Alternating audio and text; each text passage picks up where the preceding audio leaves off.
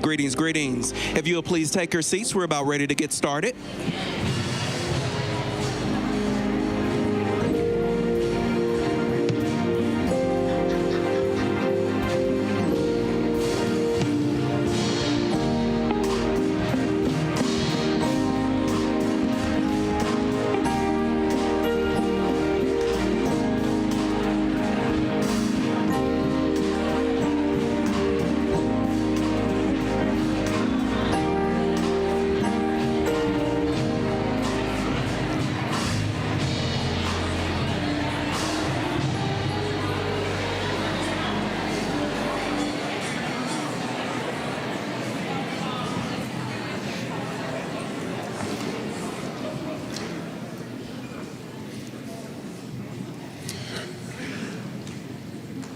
On April 7th, 1957, the Reverend Dr. Martin Luther King Jr. Gave a speech entitled Birth of a New Nation while he was speaking at the Dexter Avenue Missionary Baptist Church in Montgomery, Alabama. What I'm about to read to you now will be an excerpt from that speech. The aftermath of nonviolence is the creation of the beloved community. The aftermath of nonviolence is redemption. The aftermath of nonviolence is reconciliation. The aftermath of violence is emptiness and bitterness. This is the thing I'm concerned about. Let us fight passionately and unrelentingly for the goals of justice and peace. But let's be sure that our hands are clean in this struggle. Let us never fight with falsehood and violence and hate and of malice, but always fight with love. So that when that day comes that the walls of segregation have completely crumbled in Montgomery, we will be able to live with these people as their brothers and sisters. Oh, my friends, our aims must not to defeat Mr. Englehart, not to defeat Mr. Sellers and Mr. Gale and Mr. Parks. Our aim must be to defeat the evil that's in them.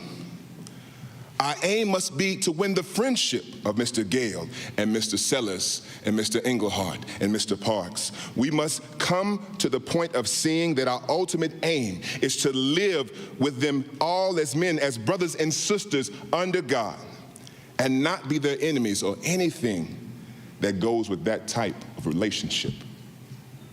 I'm coming to the conclusion now.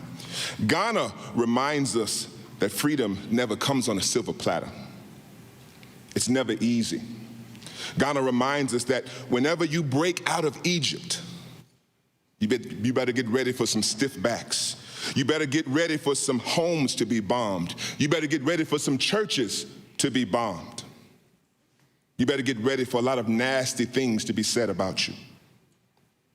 But because you're getting out of Egypt, and whenever you break a loose from Egypt, the initial response of the Egyptian is bitterness. It never comes with ease. It comes only through the hardness and persistence of life. Freedom never comes easy. It comes through hard labor, and it comes through toil. It comes through hours of despair and disappointment. And that's the way it goes. There is no crown without a cross. I wish we could get to Easter without Good Friday. But history tells us that there has to be a Good Friday before we can get to Easter. That's the long story of freedom, isn't it? Before you get to Canaan, you've got a Red Sea to confront. You have a hardened heart of a Pharaoh to confront. You have the prodigious hilltops of evil in the wilderness to confront. And even when you get to the promised land, you have giants in the land. The beautiful thing is that there have been a few people that have already been there. They have spied enough to say, even though giants are there, we can possess this land because we have the internal fiber to stand up amidst anything that we face. The road to freedom is a difficult, hard road, but something else came to mind. God comes in the picture, even when the church won't take a stand. God has injected a principle in this universe. God has said that all men must respect the dignity and worth of all human personality. And if you don't do that, I will take charge. It seems that this morning I can hear God speaking. I can hear him speaking through the universe and saying, be still and know that I am God. And if you don't stop, if you don't straighten up, if you don't stop exploiting people, I'm going to rise up and break the backbone of your power, and your power will be no more. And I say to you this morning, my friends, rise up and know that you struggle for justice, but you do not struggle alone. But God struggles with you, and he's working every day. Somehow I can look out, I can look across the seas and across the universe and cry out, mine eyes have seen the glory of the coming of the Lord. He is trampling out the vintage where the grapes of wrath are stored.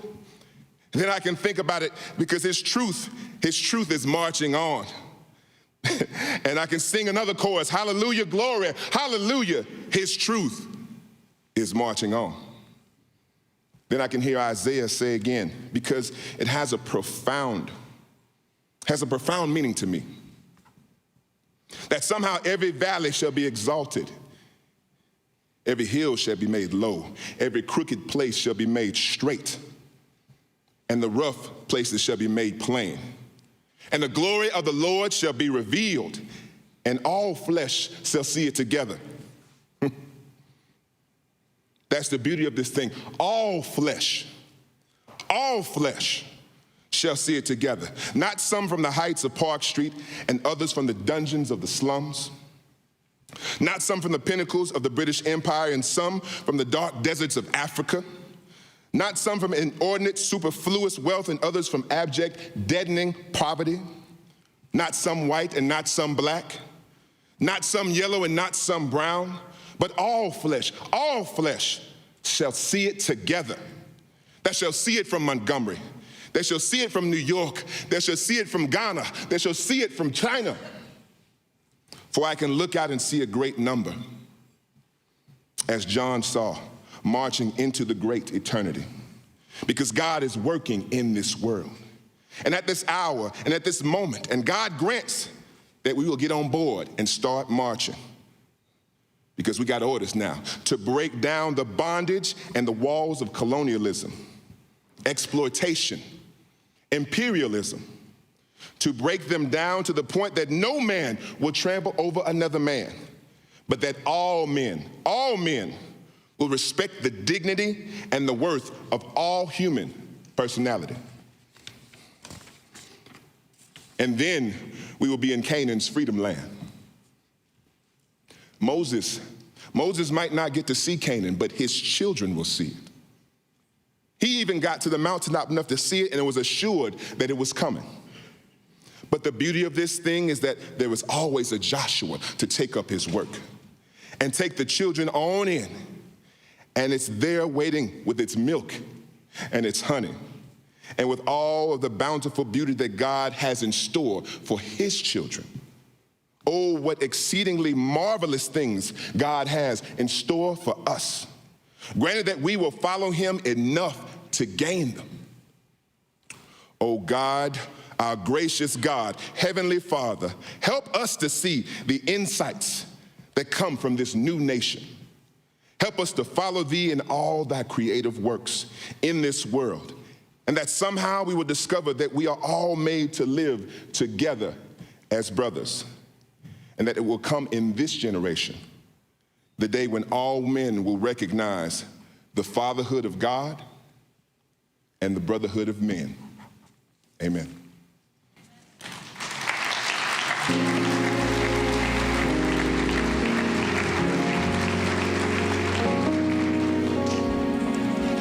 Good evening. There we go. A little short person here. Good evening. And a heartfelt welcome to you for attending our 28th annual Dr. Martin Luther King Jr. Recommitment Celebration. My name is Tanya Cook, and I am honored to stand before you as the Vice President of the Northwest Arkansas Dr. Martin Luther King Jr. Council.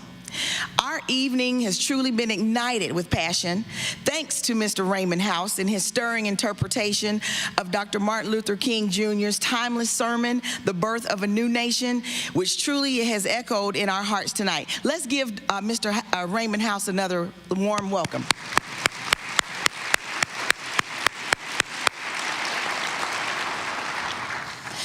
Mr. House brought Dr. King's vision to life, emphasizing nonviolent resistance, equality, justice, community building, and inclusive brotherhood. Mr. House is a versatile artist, vibrant drama director for the historical St. James Missionary Baptist Church, and he has been dedicated as a professional with Tyson Foods for over 14 years. This year's theme, Harmony in Hues, Embracing the Beloved Community, aligns seamlessly with the Council's mission, statement, their purpose, and core values. We passionately promote awareness, education, and unity within the community. Our collective commitment is to continue to advance and honor Dr. King's dream, life, and legacy. So your presence this evening is the heartbeat of our mission. Thank you again for being here and lending your energy to this celebration. Your participation enriches the tapestry of tonight's event, and we're profoundly grateful. Now, it's my honor to introduce Cephas Richard III, a cherished council member on the Social Media Committee. Cephas, please join us as we continue to weave the threads of this memorable evening together. Again, welcome. And thank you for being an integral part of the 28th annual Dr. Martin Luther King Jr. Recommitment Celebration.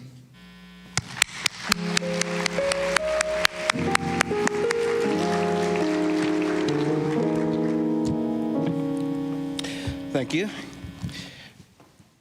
I have the pleasure of introducing Dr. Quincy Spencer as the Director of New Student and Family Programs at the University of Arkansas. In this role, he oversees support programs for students and their families throughout their undergraduate career, including extended orientation programs, leadership development programs, late-night programming, first-year and transition initiatives, and parent and family programs. Dr. Spencer also serves as a lead team member on the University of Arkansas First Scholars and First Gen 4 programs through NASPA, Student Affairs, Administrators, and Higher Education. Originally from Southwest Louisiana, Dr. Spencer holds a Bachelor's of Arts in Political Science and Master's of Arts in Student Personnel Services from Northwestern State University, as well as a doctorate in higher education from the University of Arkansas. Please join me in extending a warm welcome to Dr. Quincy Spencer as he takes the stage for this evening's proceedings.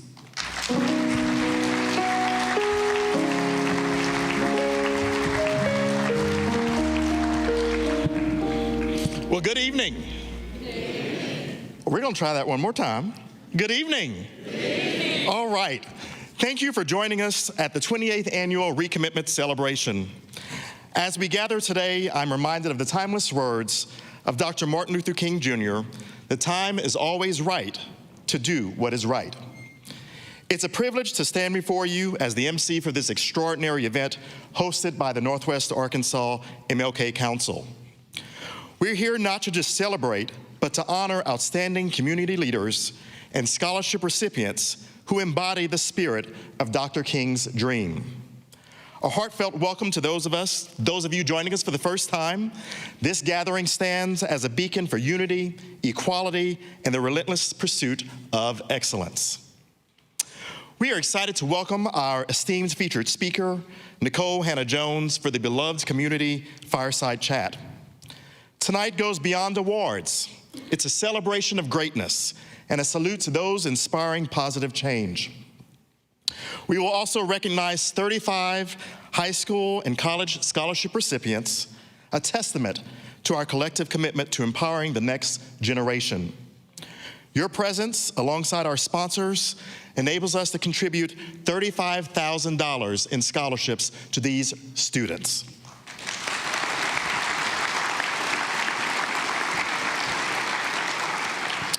As our esteemed guests, we invite you to contribute to our scholarship fund in two convenient ways: Cash App or through a QR code provided. Throughout the celebration, we'll guide you on how to make your contribution.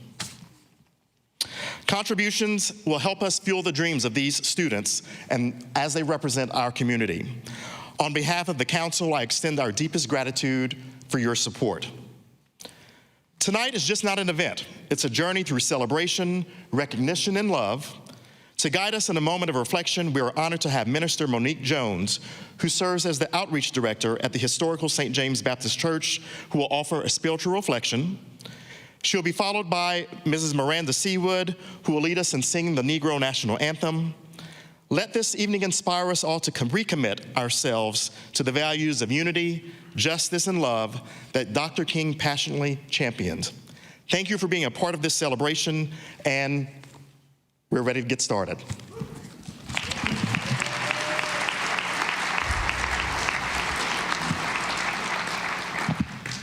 If everyone would bow with me, please. Dear Lord, we gather here today for 28 years of a commitment drawn by the echoes of a dream unfulfilled, yet ever burning, a dream whispered by a prophet in a robe of hope, a dream sung by voices rising from fields of despair, a dream etched in stone on the mountains of justice. On this day, we remember Martin Luther King Jr., your servant who dared to believe in the impossible. We hold before you his unflinching courage, his unwavering faith, his boundless love that defied the mountains of prejudice and hatred. But, oh Lord, we confessed our shortcomings. We who inherit the mantle of his struggle still stumble on the stones of indifference. We who sing of equality still harbor whispers of fear and distrust. We who seek the promised land still falter in the face of daily injustices. Forgive our transgressions, Lord. Forgive our complacency, Lord, our silence, Lord, our timidity in the face of wrongs that cry out of redress. Rekindle us in the flames of commitment. Ignite our hearts with the fire of compassion. Guide our steps with the compass of courage, and fill our mouths with the words of truth and love. Empower us today, O Lord, young and old, to build bridges where walls divide. Grant us the strength to dismantle the strongholds of discrimination, the weapons of ignorance, and the chains of oppression. Help us to see your image in every face, to hear your voice in every language, and to find your grace in every soul. Let our recommitment to the dream be not a mere ceremony, but a burning conviction.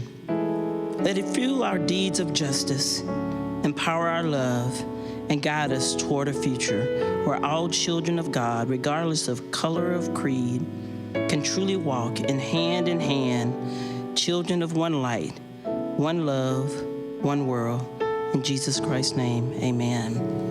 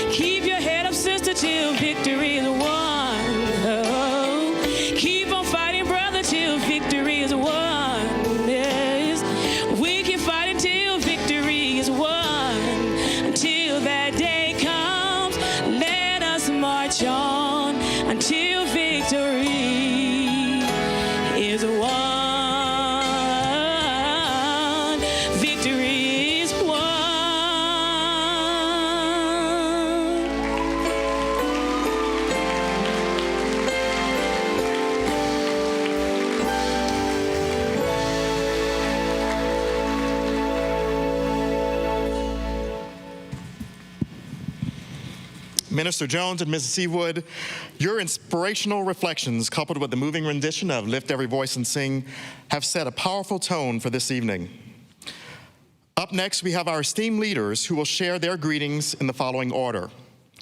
Ms. Cyree Diaz, a junior at Fayetteville High School, serves as president of the MLK Dream Keepers. She's involved in various organizations, a member of the Sigma Gamma Rho Sorority Incorporated Rower Club, AVID, Mock Trial, and the lacrosse team.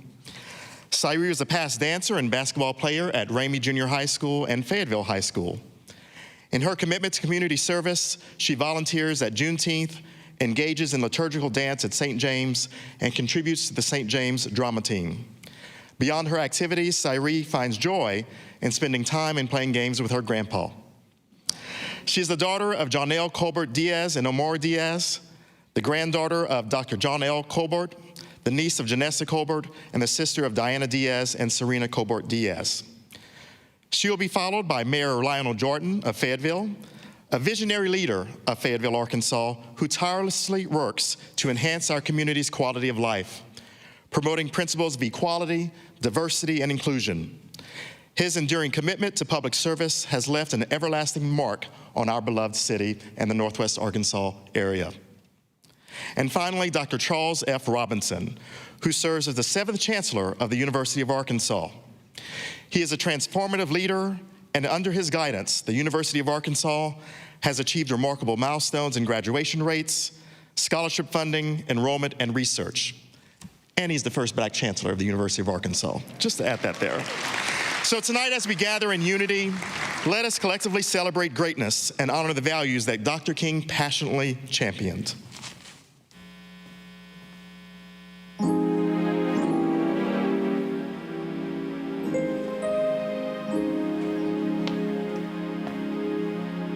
Good evening. I am Cyree Diaz, president of the Northwest Arkansas MLK Dream Keepers, and I bring you greetings on behalf of the members of Dream Keepers. We are elated to have this opportunity to join you in celebrating the life and legacy of Dr. Martin Luther King Jr. during this 28th MLK Recommitment Celebration. My fellow Dream Keepers and I would like to extend a heartfelt thank you to the Northwest Arkansas MLK Council, our advisor, Dr. John L. Colbert, co-advisor, Ms. Teresa Stevenson, and activities assistant, Ms. Renelda Augustine Robinson, for your continuous support of the Dream Keepers. And to each of you, I say thank you for your support of this program, by your attendance, as well as your financial support, because you assist youth like myself in furthering our education. In closing, please note that the Northwest Arkansas MLK Dream Keepers joined the Northwest Arkansas MLK Council for this 28th Annual Recommitment Celebration by honoring the theme, Harmonies and Hues, Embracing the Beloved Community. Thank you.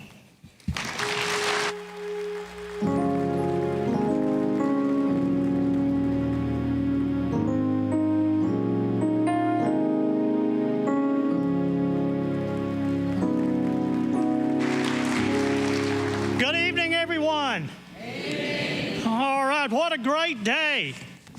My goodness. Well, let me get started here. I find my speech here. All right. Well, as you know, I'm Mayor Lionel Jordan, and I'm honored to be here today at the Martin Luther King Jr. Recommitment Celebration. Thank you all for your commitment to living out the dream that Dr. King so beautifully expressed. Thank you to the Northwest Arkansas Martin Luther King Jr. Council for all the work that they do to bring us together. That's what it's about in this day and time, bringing us all together. And I've always been touched by the work of Dr. King, and I love that so many of us are celebrating his life through our recommitment to his words and actions that inspire and commit to inspired and continue to inspire the world. Let us reflect upon the great legacy of the past, live life to its fullest, and do the right thing and act upon the promise of the future. You can fulfill your dreams. We can fulfill Dr. King's dreams together. Yes, thank you. Yes. You know something, folks? Dr. King, I'm getting off script here. Dr. King said Darkness cannot drive out darkness. Only light can do that. Right?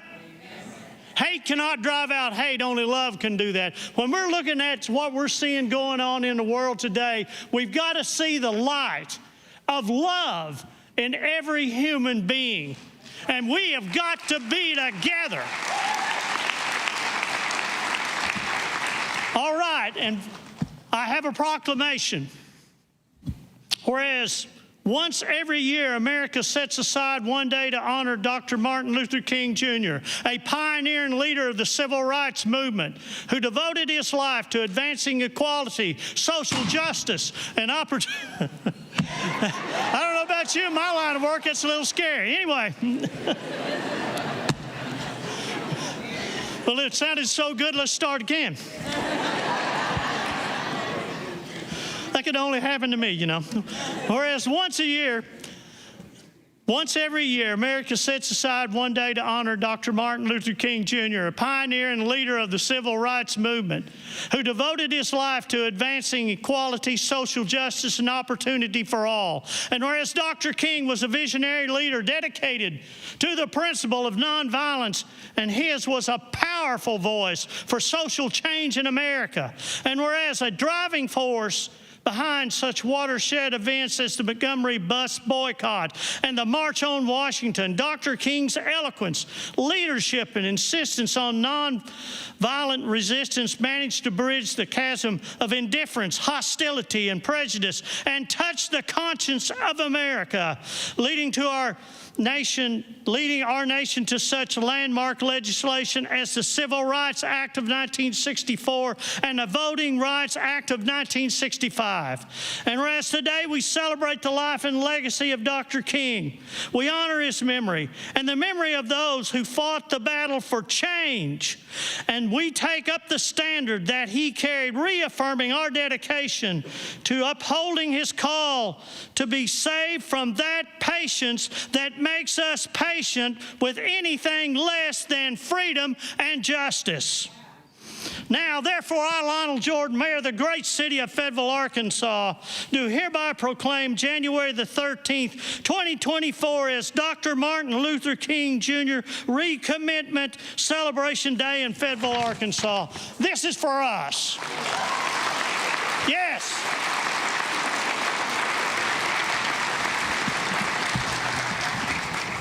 Thank you all.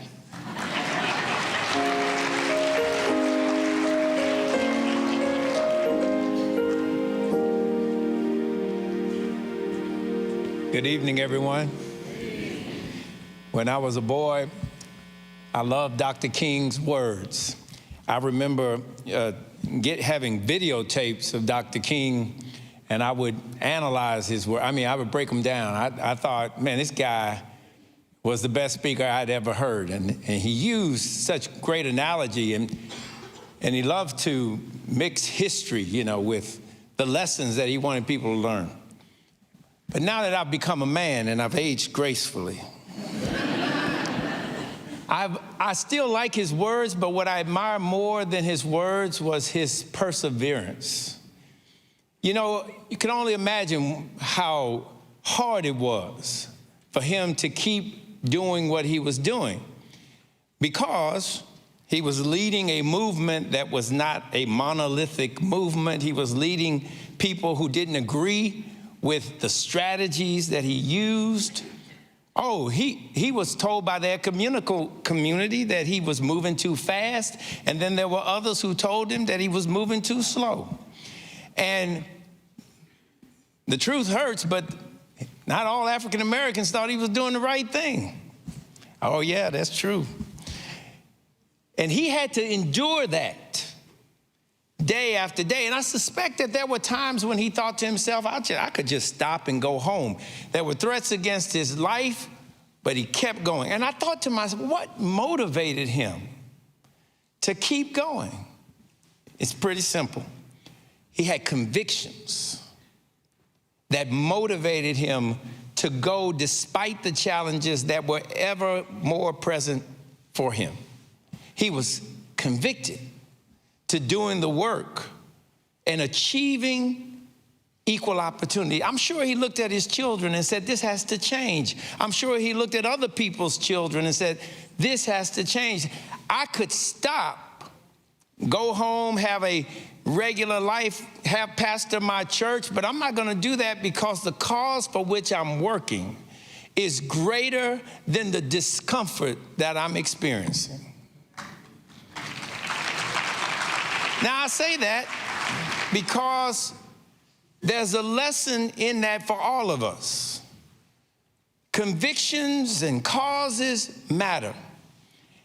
And at the University of Arkansas, I feel very fortunate that I'm the chancellor of a land-grant institution. Because if you know anything about the land grant's purpose is to help those who cannot help themselves. That's the purpose of the land grant. The land grant was created to advance education and to advance opportunity, but not just for those who had resources, but for those who didn't have it. And so when I think about my personal convictions about trying to do something that's positive and to help people, which is something that I go to bed at night thinking about and wake up in the next morning thinking about and think about all day long. And I think that I'm at a land grant. I think that is a perfect symmetry, because now I can use this position to do the work that Dr. King was doing, creating equal opportunity, more of it than has ever existed in the history of that campus. And that is a goal of mine as chancellor. And I don't know how long I'll be chancellor, but as long as I am chancellor, that's going to be one of the goals. And not just one of the goals, but the most important goal that I have. And you're going to see the University of Arkansas working like never before to make equal opportunity more than just rhetoric, but to turn it and transform it into resources. Students cannot be expected, when they are poor, to work 35 and 40 hours a week and achieve like those who don't have to work at all.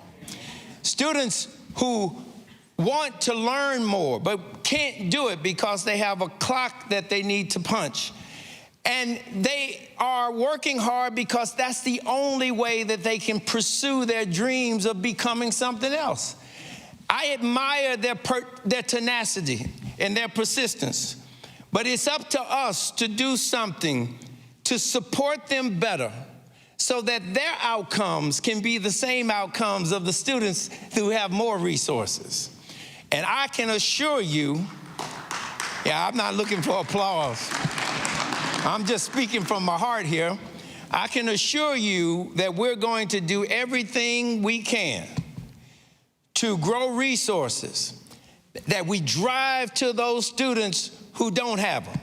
We're going to do everything we can to make sure that those students can have opportunities for study abroad. Those students can get involved in the Volunteer Action Center so that they can benefit from the networking that comes from volunteer work. We're going to make sure those students can, when they leave the University of Arkansas, can say, this is my campus. I'm part of the Razorback family, and that campus made it possible for me to go on and do the great things that I'm going to do.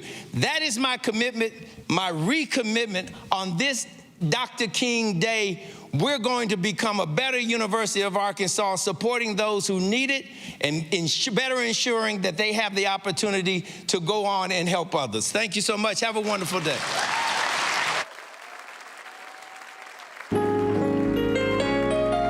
Versed as we are, it makes you feel like you do belong. My name is Danielle Woods. I'm the club manager of Club 8294 in Nashville, Tennessee.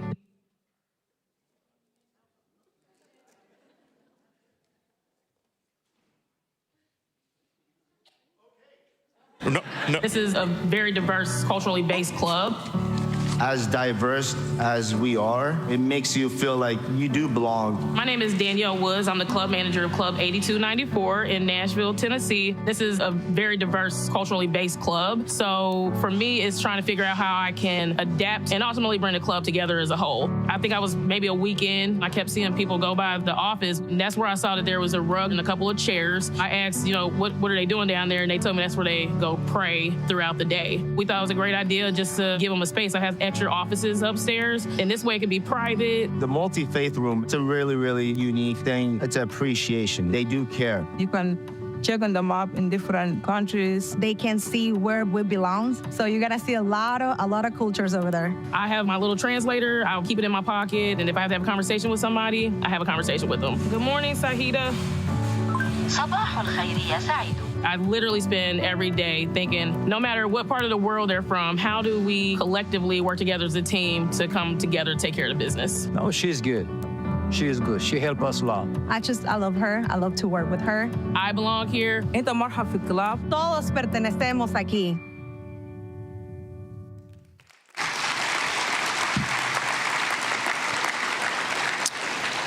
At the core of the Council's beliefs, inspired by Dr. King, is the profound trust in the potential of our youth and their impacts locally, nationally, and globally. Within the NWA MLK Council, we take pride in the NWA MLK Dreamkeepers, our youth organization for students ages 12 to 19. Actively involved in community service, they exemplify Dr. King's ideals. To support the Dreamkeepers or our scholarship fund, consider making an online donation at nwamlk.org and click on online giving, or use Cash App. Y'all supposed to be taking your phones out right now, like giving us money right now, okay? And so Cash App, you can find us at NWA MLK Council. Your support is greatly appreciated. Our heartfelt thanks goes to our sponsors for their invaluable support. You'll learn more about our sponsors throughout the evening. You saw one of the videos, but we'll have multiple videos playing throughout the ceremony. We now want to recognize our exceptional Salute to Greatness awardees. The presenters for the Salute to Greatness Awards are current and former MLK Council members. Peggy Boyles will be presenting the Nonprofit Corporation of the Year Award. Dr. Angela Mosley-Montz will present the Reverend J. Aaron Hawkins Posthumous Award. Edith Hawkins will present the Rodney Moman Youth Young Adult Award. Scott Verity will present the Ernestine White Gibson Individual Achievement Award. And Dr. Vonice Boone will present the John L. Colbert Lifetime Achievement Award.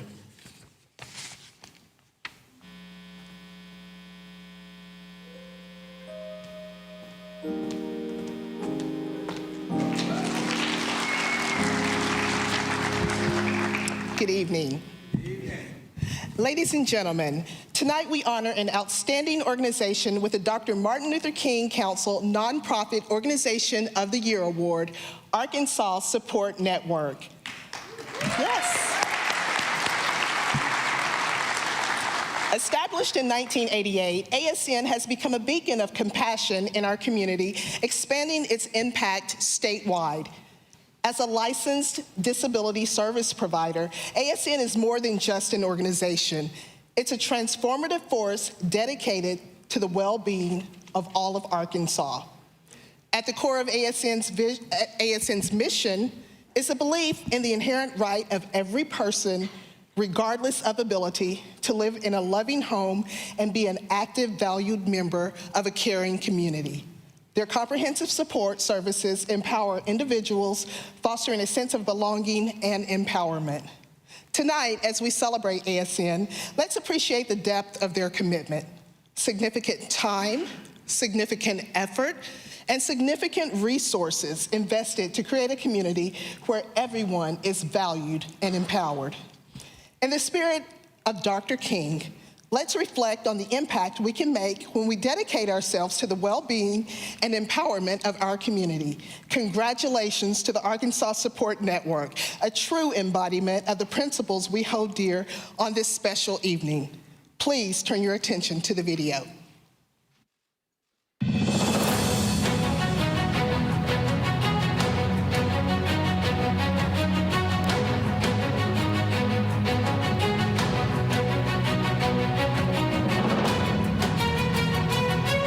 name is Dr. Sayard Evans. This particular award is a really meaningful honor for us. We are a large organization. We provide disability services, and we do it in a way that's pretty radical when it comes to the traditional disability service system. We do what we do because we believe this is a pathway towards a more just world and community building and an opportunity to make sure that all people are valued accurately and appropriately, and being recognized by the MLK Council gives us the sense that maybe we're making an impact in the way that we want to make an impact. So it's a very meaningful award for us. Dr. King's legacy is a vast, expansive, and complex one. It's easy for some folks to pull out the pieces that they're most comfortable with. And we work really hard to try to pull out the pieces that are intended to make you uncomfortable. We really try to take that same lens when it comes to disability services. We don't just want to take care of folks. We don't just want to make sure that people with disabilities are given, these kind of charitable resources to exist. We want to make sure that we're empowering people with disabilities to be valued in their full humanity and humanness, and to exist in this mutual relationship and community with us. And I believe that Dr. King would be proud of that. I believe that Dr. King would support that work and be an ally and a champion for that kind of approach to disability services. The service system is laid out in a way where you have Medicaid funding and lots of regulations and professionals with lots of credentialing, like all these people who are supposed to be the experts that really don't know that first-person perspective about what it means to be a person with a disability and rely on service systems. Regardless of what stage of Dr. King's legacy you look at, that was a founding kind of guiding principle in everything that he did, was that you cannot make decisions for marginalized people to lessen their oppression if those marginalized people are not guiding the work that you're doing and the strategies that you're laying out. He would absolutely be here with us. He would be concerned about the rights of people with disabilities. He would be concerned about the Fair Wages campaign that we engaged in last year at ASN to make sure that caregivers and direct support professionals are paid a living wage and honored for the work that they're doing. I have no doubt Dr. King would be present and supportive of that work. The work that we do is about valuing and connecting human beings. It's about building community, and it's about benefiting everyone that exists in community with us.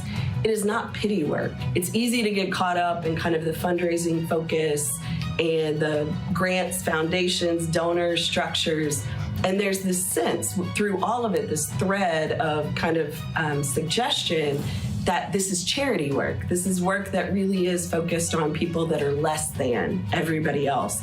And that is a myth. That is not the case. If you want to do this work well and be successful with that, you have to have the courage to be able to reject that notion and really center people on what it is that you're doing. And for us, that's valuing human beings and building community. We are a messy, chaotic organization, and that is necessary. It's important to us that we exist as an inclusive culture that is welcoming of everyone, and you cannot do that without conflict. You cannot do that without error. You cannot do that without doing it wrong every day. But we're not afraid of the work that never ends. Thank you. This award means a lot to us. We want to be a good disability service provider. We want to be good at what we do, but it's far more important to us to be an organization that's recognized for community building and pushing towards justice. And coming from the council, that is a huge badge of honor for us, and we are so grateful for it.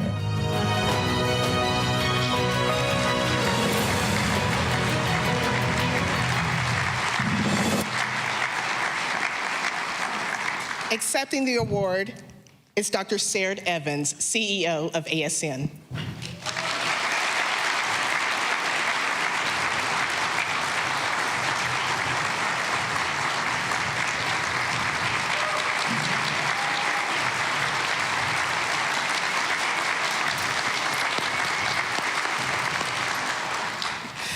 please join me one more time in saluting the Organization of the Year, Arkansas Support Network.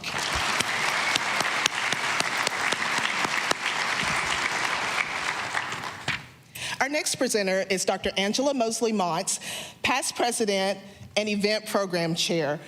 She will present the Dr. Reverend J. Aaron Hawkins Posthumous Salute to Greatness Award. Thank you.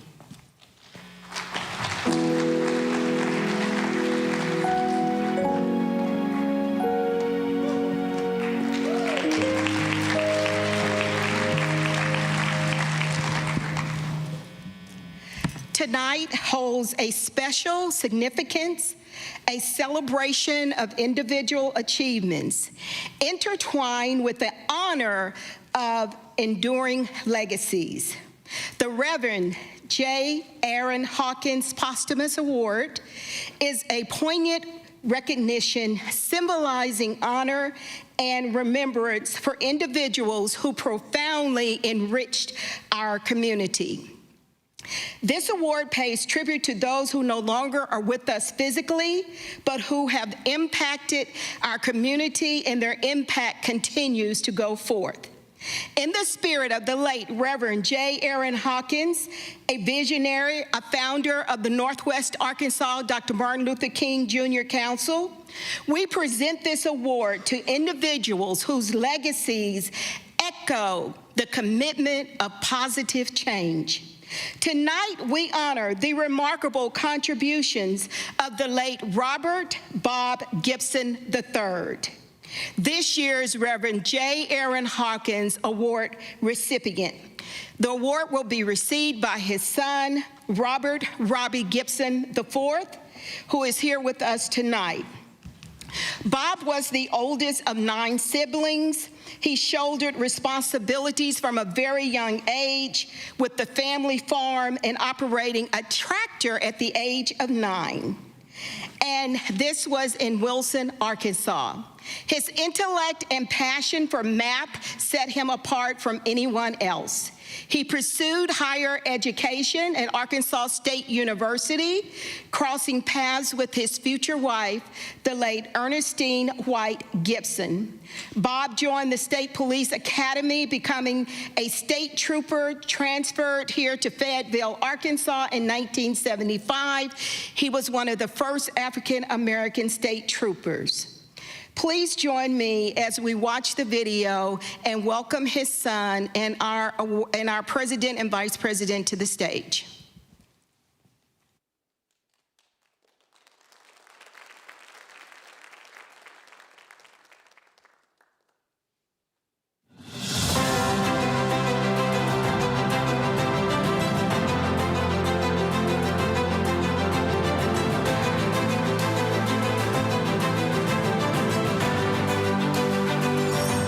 My name is Robert Gibson IV. I'm accepting the award from my dad, Robert Gibson III. Our family is very, very proud to have my dad be able to get this award. I feel very honored to be able to accept it for him. I feel like with his leadership, just him showing his excellence every day as one of the only African-American state troopers in this area, on a regular basis, he upheld Dr. King's legacy and dream of just everybody being together, just being about community and just taking care of one another. There's a lot of memories that we had of being at the church and having different programs and stuff about Dr. Martin Luther King and all of his great works and speeches, but there is a part of there where he talks about little black boys and girls and little white boys and girls. I think my dad held that in really high regard, in the fact of how he would go to the elementary schools and kids of different races would climb on him and they'd be trying to play with his gun, even though they weren't supposed to. He just loved everybody, and he just was a great server of our community. He always just wanted to make sure everybody was loved. He just always did everything with honor. He wanted to take care of his family. He wanted to uplift what he did for work. He was a master of his craft. Has a lot of different names. It's, Corporal Gibson, Trooper Bob. He just was known in the community as just such a great man, and I'm proud to call him my father. First of all, I want to say thank you for picking my dad. I think he's feeling really humble right now, looking down on us, him and my mother both. It's just a great honor. I think he's very proud. So thank you. Thank you very much.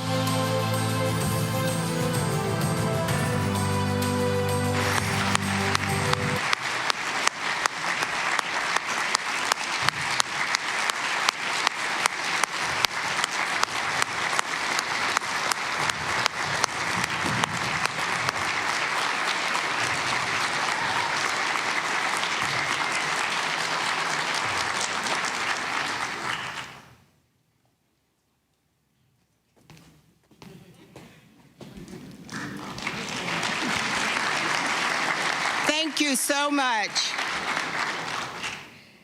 Ladies and gentlemen, let's give another round of applause for the Gibson family for graciously sharing this inspiring legacy of Robert Gibson III. Their presence tonight enriches us with our commemoration of service and community impact.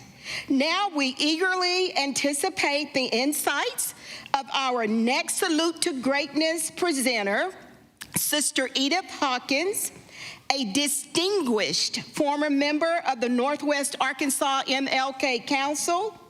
So stay tuned as we continue to celebrate greatness in our community. Thank you.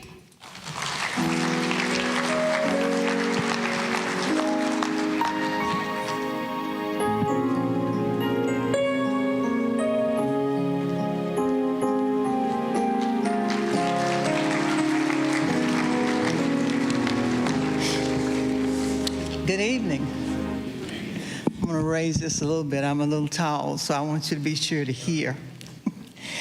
It is my pleasure and proudful moment as the oldest living founder of this great organization to present to you the youngest recipient of this particular award to this date. And that is the Rodney Mormon Youth Young Adult Award, recognizing young adults who exemplify strong character, leadership, service.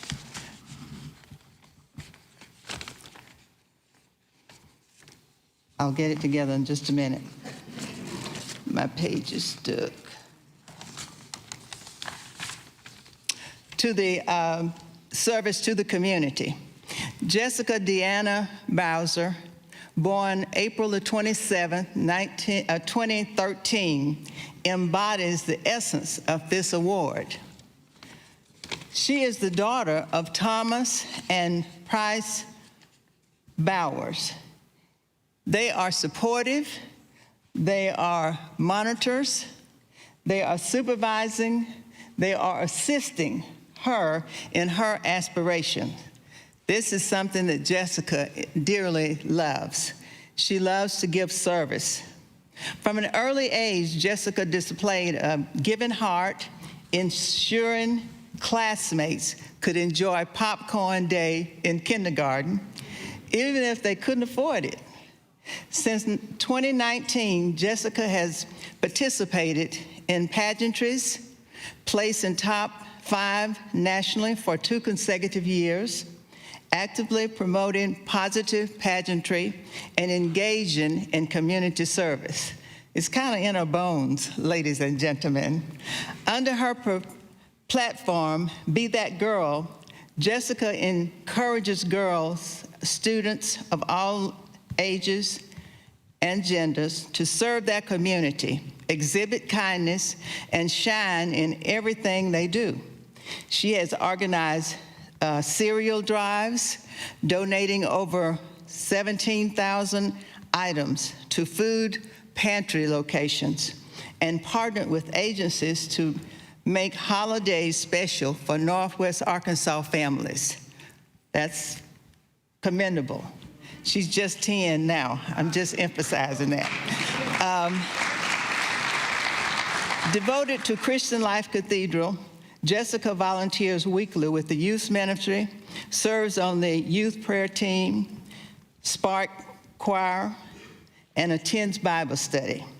She also contributes to the Principal Leadership Advisory Board at Holt Middle School and participates in the clubs like volleyball and theater. She's kind of all over the place, isn't she? She got the energy. Jessica, at just 10 years old, has received numerous honors, including 2 Presidential Gold Awards, Leverett Elementary Student of the Year, and a Perfect Attendance Award. Tonight, we celebrate Jessica Deanna Bowser, who truly embodies qualities of Rodney Mormon Youth Young Adult Award, exceptional character, leadership, and service. Thank you and congratulations to Jessica Deanna Bowser.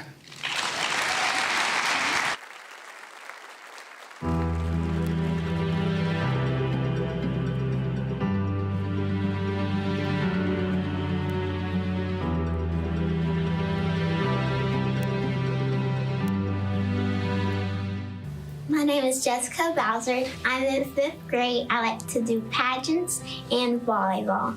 It's important to me to be a servant leader because God put me on this earth so I could serve other people. My dream is to be a girl boss and own my own business someday because I already got it pictured out that I want my name to be Jess Serves because my nickname's Jess and I just want to create any opportunity for me to serve other people. I would love my legacy to be for little girls to know that do not let anything to get in the way of achieving your dreams because if I could do it, you could do it. Be that girl means to be 1, be kind and serve your community, 2, be yourself, be the best you, and 3, leave a little sparkle everywhere you go to always shine, and that can simply change the world. I would say to Dr. King, thank you for wanting white and black to go to the same school together. Now I could go to school, learn and have an education, talk to everybody, and have lots of friends. I loved that Dr. King led lots of the civil rights movement and led the marches and had peace and no violence. Thank you for selecting me. I'm super excited that I got to do this.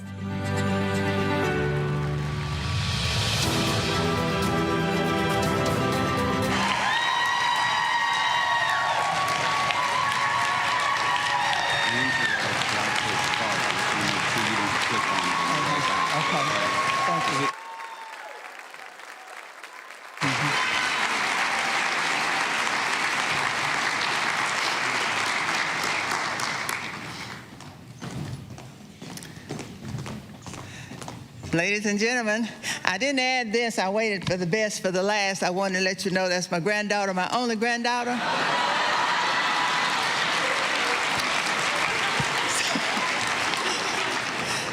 So let's celebrate Jessica as a remarkable 10-year-old embodying the spirit of Dr. King through her exceptional leadership and community service. Her accomplishment speaks volumes about the impact one makes at an early age. Now join us as we continue this celebration. But just before I say that, if you want to follow up and know what she's doing, Facebook, Instagram, just remember that. Now we will transition to the Ernestine White Gibson Individual Achievement Award presented by Scott Vardy, Logistics Chair.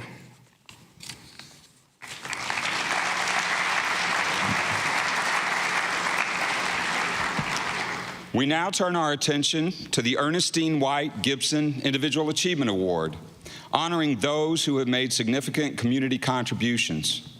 Tonight, we celebrate Alice Gachuzo-Colleen, a passionate advocate, trailblazer, and community leader. Originally from upstate New York, Alice's journey of empowerment began when her family moved to Springdale, Arkansas in 1993. From founding Springdale High School's Multicultural Club to mentoring underrepresented students at Blue Cliff College, Alice's commitment to equity and inclusion has been unwavering. In 2017, she played a pivotal role in establishing Springdale's first Martin Luther King Jr. Day Parade, creating a platform to honor Dr. King's legacy. Alice's advocacy extended nationally as she served as a delegate for Arkansas with the Poor People's Campaign. In 2022, she made history as the first African American woman to run for Springdale City Council, embodying her commitment to diversity and positive change in local government. Tonight, as we honor Alice Gachuzo-Colleen, let's also reflect on the late Ernestine White Gibson's legacy. Mrs. White Gibson, one of the MLK Planning Committee's founders, played a crucial role in renaming 6th Street to MLK Boulevard on a very cold day, and she left a lasting and enduring impact on Fayetteville. In the spirit of Mrs. White Gibson, Alice continues this legacy, implementing life-changing events for Springdale, guided by Maya Angelou's wisdom. Quote, "Do the best you can until you know better. Then when you know better, do better." Alice remains grounded, cherishing her role as a devoted mother. Let's celebrate Alice's enduring commitment to community betterment. Please join me in applause as we honor this exceptional recipient of the Ernestine White Gibson Individual Achievement Award. Thank you.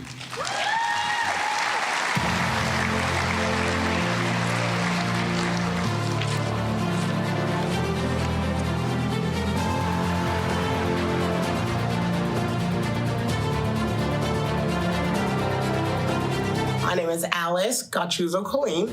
Everything that I do, I try to do it with the community in mind, to be looked at in the light of Miss Ernestine, to be put in the same page as Miss Ernestine.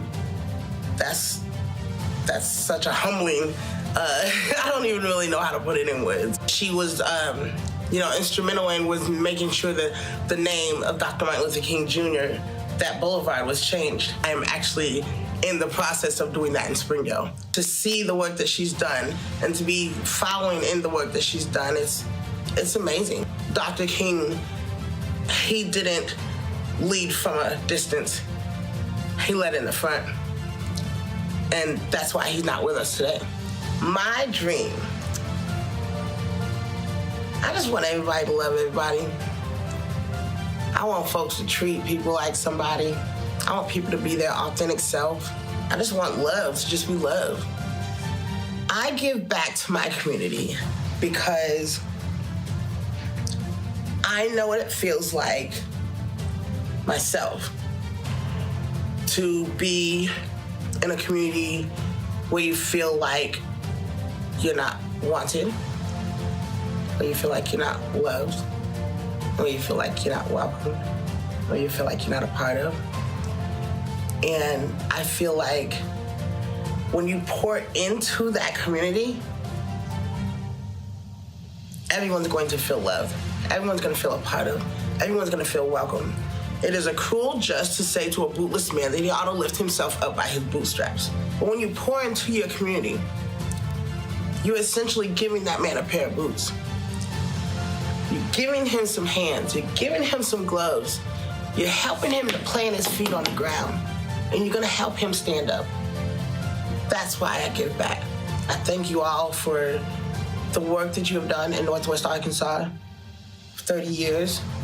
I thank you for continuing to push the legacy of Dr. King, for continuing to push the legacy of Black excellence, for continuing to push the bar of Black excellence, for continuing to shine a light on the things that we have done, for continuing to show people that we are so much more than just the average. I thank you guys for honoring me, for looking at little old Alice out of the many people that you guys could have chosen. You chose me. I will forever be grateful, forever be grateful. And I promise you I will continue to do the work. I will continue to do the work. I will continue to make you all proud and continue to push the legacy of Dr. King the best way that I know how, and that is with love.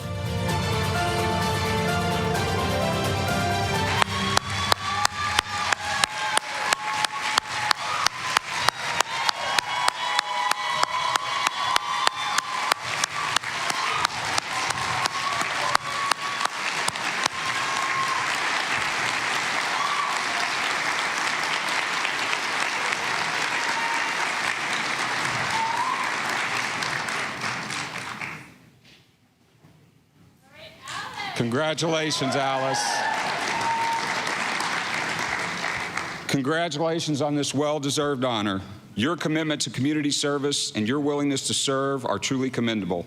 As we celebrate your achievements tonight, we look forward to the next chapter. Now, please join me as Dr. Vanice Boone, a member of the Social Media Committee, presents the prestigious Dr. John L. Colbert Lifetime Achievement Award. Thank you.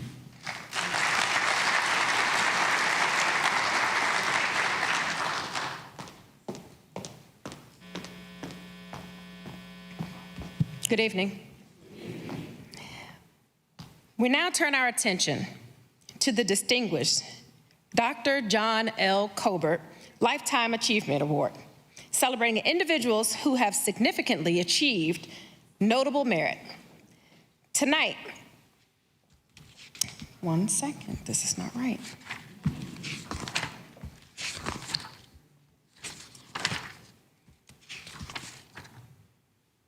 Tonight, we proudly present the award to Cynthia E. Nance, Dean and Nathan G. Gordon Professor at the University of Arkansas at Fayetteville School of Law.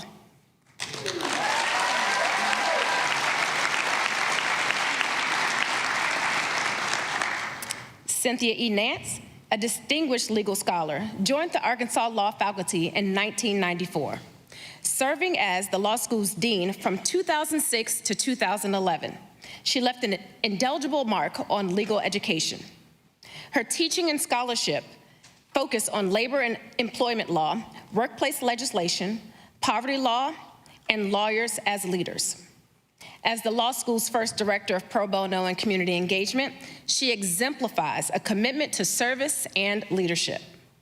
Dean Nance is a fellow of the College of Labor and Employment Lawyers, president-elect of the Board of Governors for the ABA Labor and Employment Law section, and an elected member of the American Law Institute. Yes. Her contributions extend beyond academia. She actively contributes to the legal community at both national and local levels. Throughout her distinguished career, Dean Nance has received numerous awards, including the 2023 Carrying on the Legacy Award, the 2023 AALS Ruth Bader Ginsburg Lifetime Achievement Award, and the 2018 ABA Margaret Brent Women Lawyers of Achievement Award. The Arkansas Supreme Court appointed her to the Arkansas Judges and Lawyers Assistance Program Committee, on which she currently serves. She is a member of the Harold Flowers Law Society, an affiliate to the National Bar Association, and a founding member, past president, and past faculty advisor for the Phi Alpha Omega chapter of Alpha Kappa Alpha Sorority Incorporated. Tonight, we celebrate Cynthia E. Nance for her exceptional achievements, unwavering commitment to justice, and enduring impact on the legal and academic spheres. Congratulations, Dean Nance, on this well-deserved honor. Following the video presentation, DeQuisha Brood-Wheeler will accept the award on behalf of Dean Nance, who had a prior international commitment.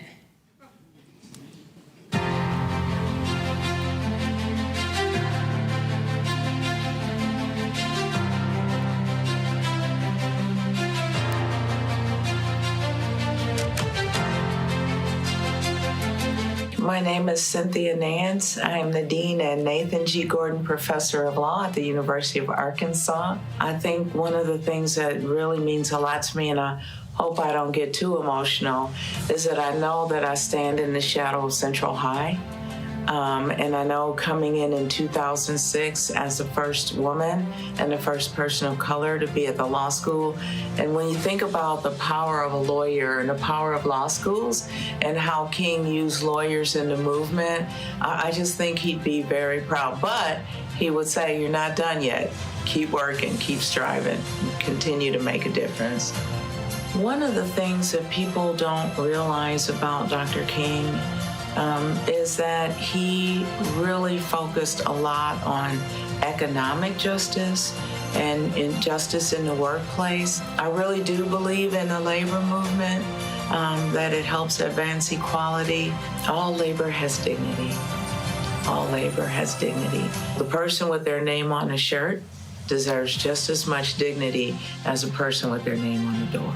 I'm committed to access to education for people of color, to access to the profession. I'm committed to speaking for folks who are underrepresented and don't have a voice. I want to have other young people who feel empowered to speak out as well and make change. To some extent, we've whitewashed Dr. King. What I would say to young people is learn about his complete legacy, because speaking truth to power is not always easy. You see one part of his legacy, but he fought against an unjust war. He fought against inequity in the workplace and how people were treated. And he reached out to different religions. Thank you very much for this honor. I was really surprised to receive it, but I'm really also very honored, and I intend to continue to live my life in such a way that it does justice to this distinction.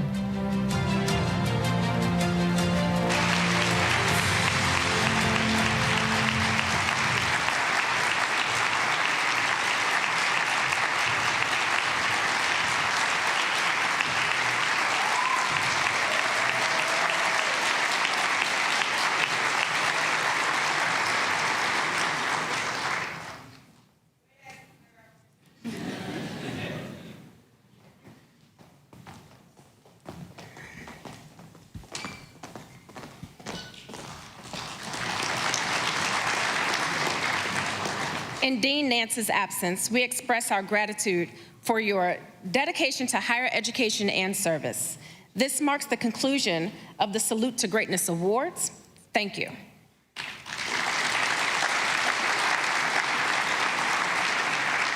For more detailed bios of all Salute to Greatness Award recipients, kindly visit the Northwest Arkansas Dr. MLK Jr. Council website, click on awards and the awardees' names. Thank you.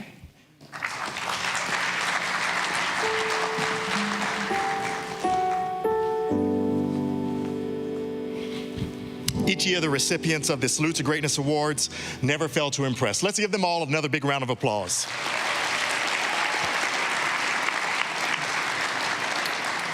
Next, we have Chris Seawood, the MLK Council's treasurer and fundraiser, will introduce our esteemed speaker and moderators for the upcoming fireside chat.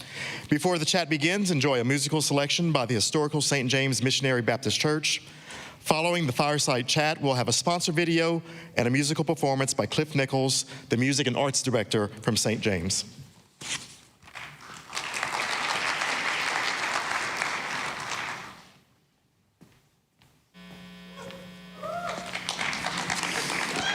Save that for Nikole now. Dr. Spencer, thank you. I have the pleasure of introducing our distinguished speaker for the evening, Nikole Hannah-Jones.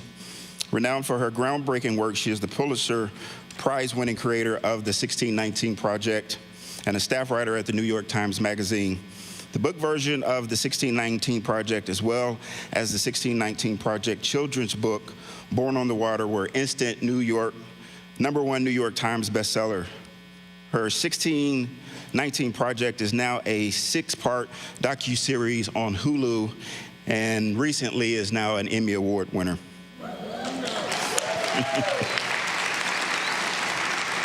Hannah-Jones has spent her career investigating racial inequality and injustice, and her reporting has earned her the MacArthur Fellowship, known as the Genius Grant, a Peabody Award, 2 George Polk Awards, and the National Magazine Award 3 times. She also serves as the Knight Chair of Race and Journalism at Howard University, where she founded the Center for Journalism and Democracy. Hannah-Jones is also the co-founder of the Ida B. Wells Society for Investigative Reporting, which seeks to increase the number of investigative reporters and editors of color. And in 2022, she opened the 1619 Freedom School, a free after-school literacy program in her hometown of Waterloo, Iowa. Hannah-Jones holds a Master of Arts in Mass Communication from the University of North Carolina at Chapel Hill. We won't hold that against her. And earned her BA in History and African American Studies from the University of Notre Dame. That is Nikole Hannah-Jones' bio. Now for our moderators, Ann Shelley and Dr. Alicia Smith, are longtime residents of Northwest Arkansas and active community members. Shelley has deep roots in community organizing and advocacy.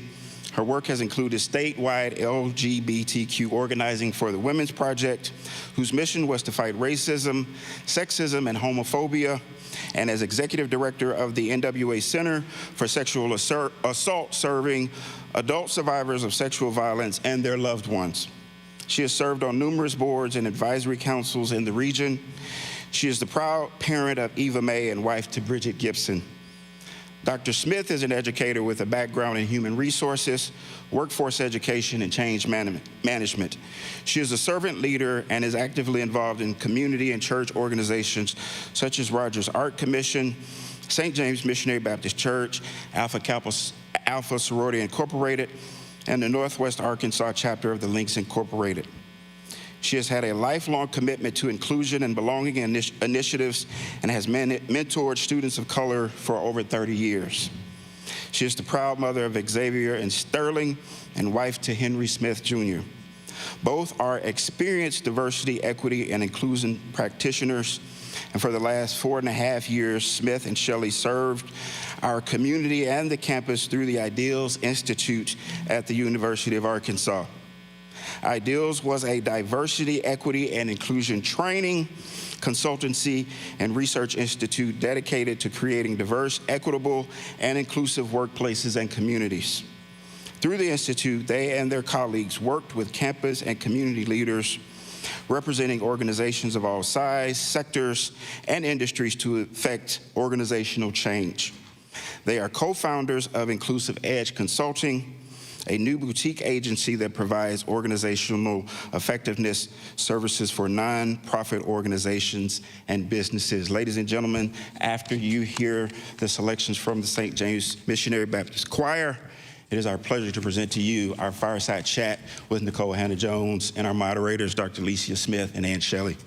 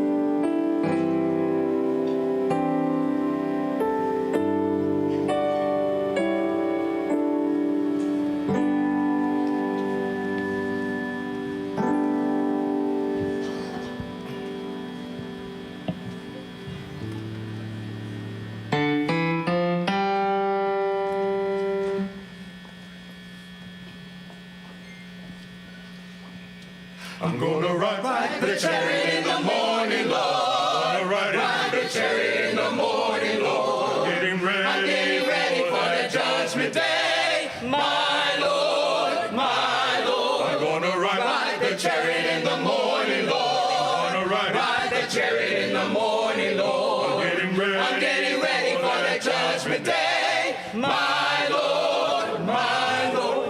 Are you ready, my brother? Oh, yeah. Are you ready for the journey? Oh, yeah. Are you ready to see Jesus? Oh, yes.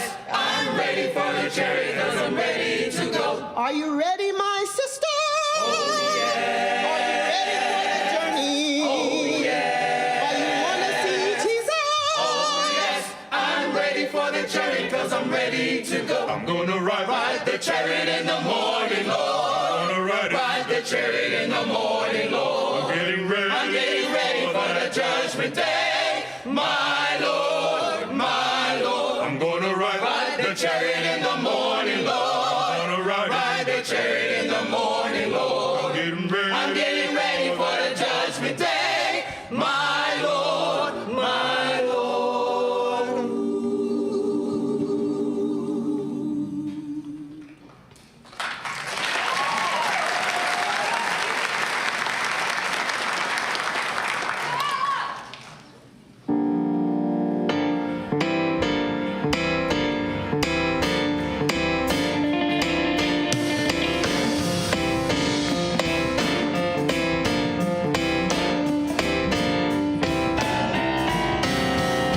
There's a leak in this old building, and my soul has got to move.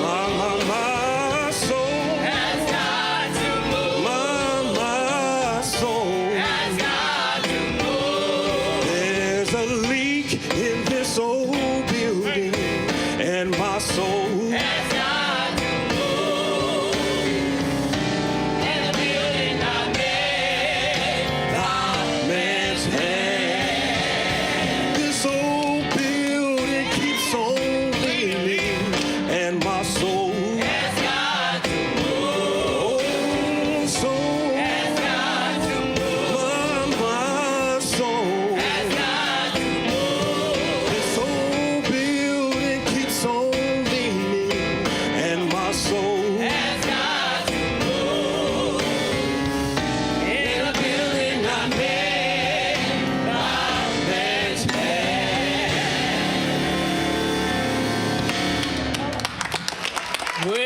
Well, I ain't gonna let nobody Turn me around. oh, turn me Around. turn me around. I ain't gonna let nobody Turn me around. I'm gonna keep on Walking, keep on talking. marching on the free. Well, I ain't gonna let no hatred Turn me around. oh, turn me around. Oh, turn me around. I ain't gonna let no hatred Turn me around. gonna keep on walking, keep on talking, marching up the free. Why don't you help us say I ain't gonna let nobody Turn me around. oh, turn me Around. turn me around. I ain't gonna let nobody Turn me around. I'm gonna keep on walking, keep on talking, marching up the freedom land. Yeah, I'm gonna let nobody Turn me around. oh, turn me around. turn me around. I ain't gonna let nobody Turn me around. I'm gonna keep on walking, keep on talking, marching on the freedom land.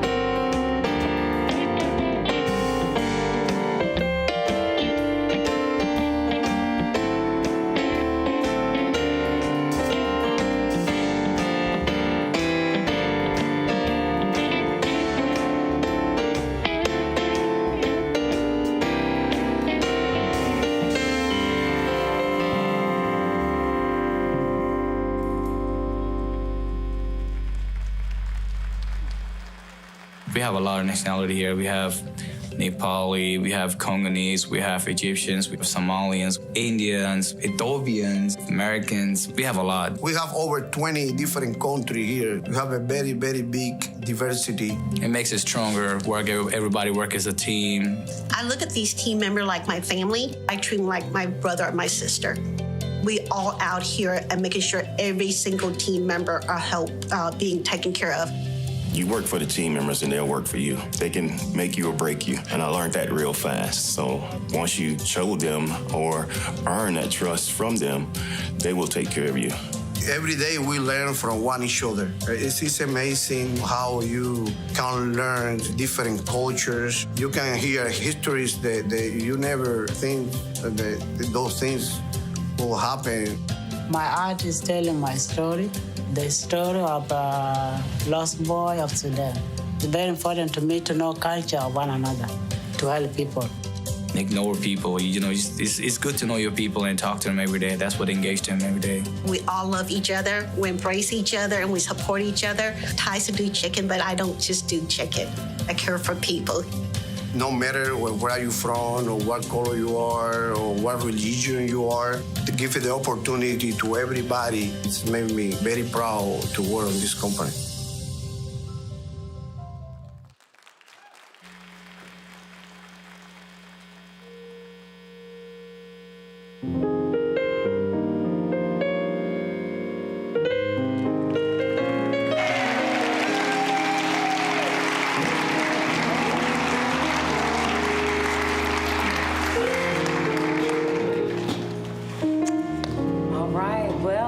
Good evening, everyone. Hey. Good evening. Good evening. And Nikole, and we do have permission to call her Nikole, so. Nikole, thank you so much for being here. Happy to be here. Glad to know y'all haven't banned black people yet. Ooh. We're so happy you're here. Say it. It's been a minute. So you were here in 2018. Yes. And we loved having you then. And a lot has changed since you left. Yes. So let's see, since then we've had a pandemic. Mm-hmm. We've had civil unrest all over the land. Mm-hmm. We've had all kinds of tragedy across the country and the world. So essentially the world is a dumpster fire right now. So in your own life, you've had your own set of challenges and of course all the highlights, but in light of all that, since we've seen you last, how are you doing? How are y'all doing? Y'all awake? Yeah, that's kind of a fraught question. Personally, I'm great. I am doing the work that I'm called to do. The work is being well received, but I'm also, of course, every day reminded of the necessity of this work because we see so much, not just inequality, but now we're in a political climate where people are pretty explicitly challenging things that were once accepted, right? And saying things that were once not accepted. That we could be in a state, I opened with a joke, but in a state that would try to ban African American history, that would ban books, that would ban my work, that would ban DEI offices, things that we wouldn't think would be controversial.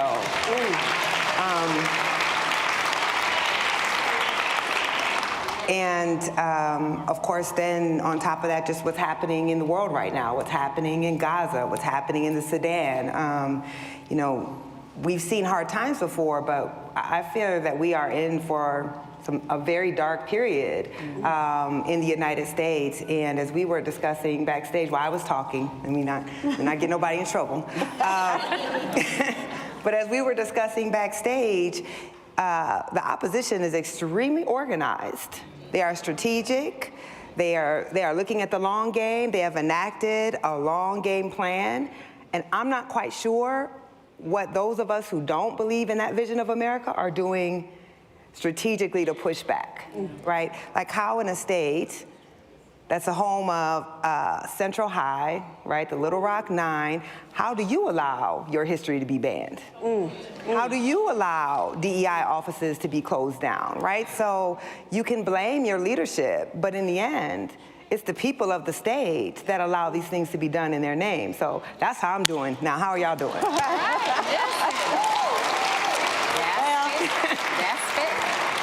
I'm surprised I got invited back twice. I often only get invited once. Now, I may or may not be speaking for Dr. Smith, but I'm going to plead the fifth on that question. But I am going to kind of hone in on something you said that I think we all feel right now, and that these are dark times. Yeah.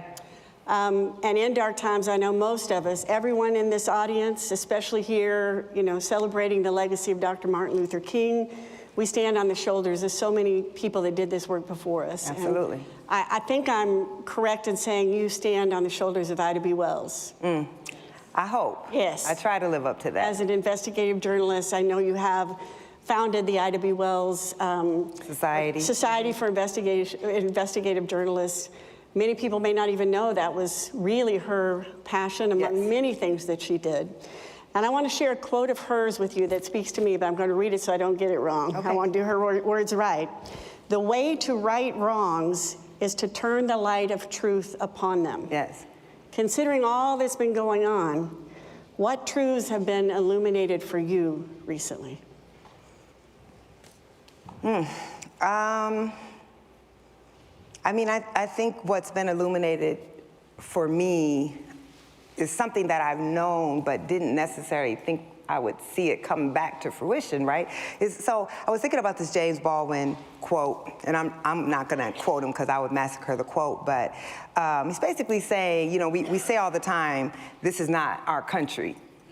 But he's like, actually, this is our country, right? This is our country. This is exactly who our country has been. And we have these periods, I think, where we suppress that darker side of our identity and who we are. And then that becomes overcome by what is our natural state, which is to be racially polarized, which is to be stingy, which is to be regressive, which is not to live up to the highest ideals. So when we think about what does truth look like in a post-truth America, right? Where we have rampant disinformation, misinformation, where we have someone who's been indicted 90 times, who may very well ascend to the presidency, and if he doesn't get the popular vote, will say that the election was rigged. And what do we do in a society like that? Because our founders got many, many things wrong. But one thing they understood is that you had to have a free press, right, in order to have democracy, because you have to have an informed citizenry in order to have democracy. And you have to have an understanding that there are basic facts that we all can adhere to, whether we politically disagree or not. And we're not in that place anymore in the United States. So it's a truth where if you study history, in some ways, none of what we're seeing in our society is surprising, but it doesn't mean we can't be appalled by it, even if we're not surprised. So that, to me, is where I am. Thank you. That's powerful. And certainly as we're talking about the influence that Ida B. Wells and other greats have had on you, I'm going to switch gears just a little bit and ask you about your experience at Howard and how you are experiencing Howard, having not gone to an HBCU, and the influence that you are having on the future investigative journalists of America. Are there any HU folks in here? I can't believe y'all did, okay. Y'all know what y'all are supposed to do when you're, thank you, you know. Y'all playing with me. So good. We talked about the dark, so let's talk about the light, because Howard is certainly the light. We call it the Mecca for a reason. If you don't know how I ended up at Howard, I ended up at Howard after a 10-year battle with my alma mater, the University of North Carolina. A wealthy donor interfered in my tenure process because he didn't like the 1619 Project. He didn't like what he thought were my politics. It became a big national scandal. There were protests on campus, and ultimately the board did vote to approve my tenure, but I rejected it. And yes, you can clap for that. And I knew I was going to reject it 2 days into the scandal. And I knew that I was going to reject it and I was going to go to a HBCU. And I knew that in that moment, in the middle of the fight, I was going through the TSA at the airport, and there was a black woman, TSA agent, and she comes up to me as I'm coming through security, and she says, "Girl, they better give you your tenure." Oh, yes. And I was like, why? I'm gonna try not to cuss. I cuss a lot. I was like, why the F? I'm not gonna say it. would, a working class black woman give a damn about tenure, right? Tenure is like the most elite thing one can imagine in society. Why would she care about tenure? But what I realized is what she understood inherently as a black woman is that you can do everything that they tell you you're supposed to do. You can follow all the rules, you can exceed, you can excel, right? Every single thing they tell you to do. And you can beat them at it. You can be better than them at it. And at the end, they'll just change the rules on you and deny you anyway, right? So you don't have to be an academic at some elite institution to understand that. Every black person, probably every marginalized person, understands that. So I was, in that moment, I was determined to send a message because so often, black people and people of color, we derive so much identity from white institutions. Now, we deserve to be wherever we want to be. And I spent most of my career in white institutions. But there's a difference between saying, I want to work here, I want to do well here, but my worth is tied to my working in a white institution and my excelling in a white institution. And I felt that I really wanted to send the message that we have value within ourselves. We don't have to take crumbs from the table. We don't have to be treated like we're lucky to be there as if we're not bringing something essential to these organizations. So I decided to come home. And that is exactly what Howard has been. I only have 2 regrets in life. One, I'm not going to share with y'all. It's not too big. Come on now. Got it. But the other is that I didn't go to Howard myself as an undergraduate. I wish I had gone there. I'd long admired Howard. So many of my dearest friends went to Howard. I mean, there's no place like it. And particularly if you are a black person, there's no place like it. So it has been, that's a long answer. All my answers are long, y'all might know, just like my writing. But it has been amazing. And I think a lot about, I loved the University of North Carolina up until my tenure battle was very good to me. It was a great place academically. It gave me what I needed to start my journalism career. A few months before they denied me tenure, they had just inducted me into the North Carolina Media Hall of Fame. They had given me the Young Alumni Award, then the Old Alumni Award. I had gotten everything. But then in the end, right, when, as we all again know, you're only as useful to them as you are useful to them. And then when you're not, they'll throw you away. And I just decided, to come at a place like Howard and to think about if I were teaching at the University of North Carolina, I might have 2 black kids in my course at a time. Yeah. And now I get to sit in a classroom where all of my students are black students who are there to thrive, who are not, not like me at Notre Dame where I had to spend so much time trying to prove my basic worth, trying to just prove that I deserve to be there. You don't have to tell a Howard student anything. They know, right? They know they deserve to be there. They know everything that, they know their own value and worth. So it's been, it's been one of the greatest honors of my life to be on the faculty there. When I came to Howard, the white donor who interfered in my tenure rate, he pledged $25 million to the journalism school, which got him naming rights on the journalism school. He pledged, didn't give, he gave like $2 million, pledged 25. Oh, I didn't know that part of the story. I came to Howard with $25 million. I raised $25 million. Yes, ma'am. Right, because I'm an Aries, so I can be very petty and very vengeful. All right. And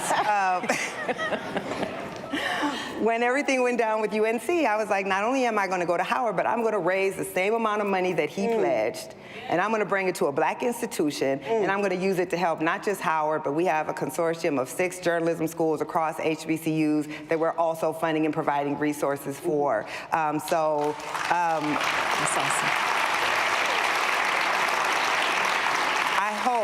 I hope the young people in the audience can take from this, right? Like, I studied power. I studied power my entire life when I had none of it, but I studied it. So when I came into my moment of power, I would know how to execute. Yes. And that's what I did, but you don't execute the power just for yourselves.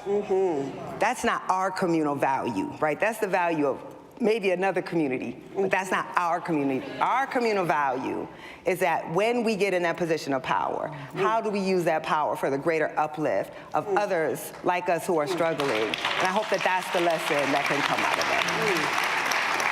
Thank you so much. See, I don't even answer the question. I just talk about what I want to talk about. We hoped that. We already knew that. We hoped. We knew that. So, you knew that already. We knew Okay, that good. already. Yeah. One of the things that we have to say out loud is 1619 Project. Yes. And Can you say that here?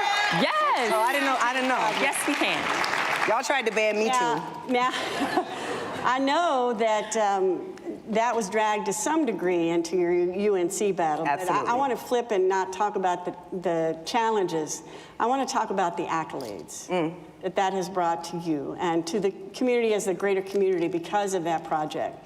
I mean, come on, a Pulitzer Prize, an Emmy Award, and you got to work with Oprah? I mean, come on. There has been a whole lot of accolades, but let's go back to the very beginning, before you even knew the accolades would exist or you'd be sitting on a prestigious stage in Northwest Arkansas. Yes. Yes. What inspired you to even start the 1619 Project? And I've got to add on to that question too. And what would Hannah Nikole Jones sitting here today want to say to that Hannah Nikole Jones who started that project to begin with? So it's interesting, like the framing of the question, because the seed for the 1619 Project did begin when I was a high school student. I was 16 years old. I grew up in Waterloo, Iowa, so a very white state. But there were still enough black people to segregate us. So I grew up in a black community, and starting in the second grade, I was bused into white schools for a voluntary desegregation order. And so my high school offered a one-semester Black Studies elective course. So our history is optional still. So we could take Black Studies as an elective, and I took that class, and it changed my life. I mean, I actually completely understand why our opposition wants to ban Black Studies. I get it. It will radicalize you, right? It will make you not accept the rendering of history and your role in society as a black person that we've all been given in this society. So I take this class. And it's like this whole world of knowledge that I didn't even know existed suddenly became open to me, and I became obsessed with wanting to learn this history. And so I would ask the teacher, Mr. Ray Dial, he was the only black man I ever had as a teacher, to give me books to read on my own. And one of the books he gave me was a book called Before the Mayflower by a historian named Lerone Bennett. And it was 30 pages in. I still have the book. It's long-term borrow. Long term. 31 years. He said I can keep it now, though.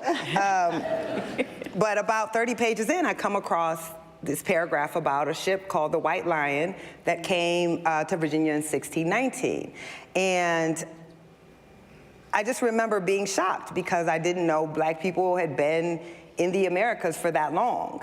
And then I understood the title of the book. The title of the book was saying, we all know about the Mayflower in 1620, but there was another ship that came a year before that's been completely erased from the memory, right, our collective memory of our country, and there's a reason for that. So 1619 became very powerful to me.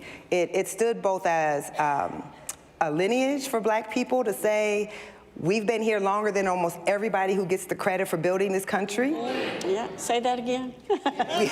Right? We've been here longer than almost everyone, even before the Pilgrims, who gets the credit for building it. But it also stood in for the power of erasure. Because I understood then as a 16-year-old, 1619 happened.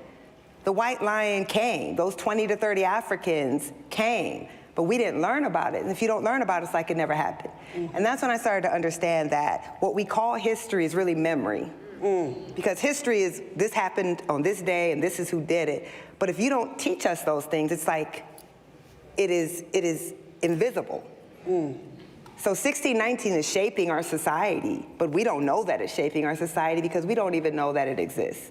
And so that really made me want to understand, well, what else haven't they taught us? What else do I need to learn about?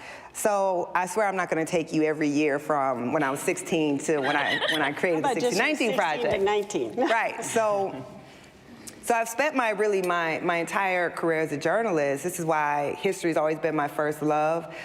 History calmed me because I would see a world, how Black people were being portrayed, the explanations for why we lived like we lived, and they just didn't match what I was seeing every day in my family and my neighborhood, right? Like, no, we don't like living in raggedy houses, actually. We like nice houses, right? We actually like quality schools. We actually don't like crime. Like, what are you talking about? But then when you studied history, you're like, oh, our neighborhood's like this because the government redlined it. Oh, that makes sense, right? Our schools are like this because the government's never integrated our schools or given us the same resources as white schools. Oh, now that makes sense, right? So history started to make the world make sense for me.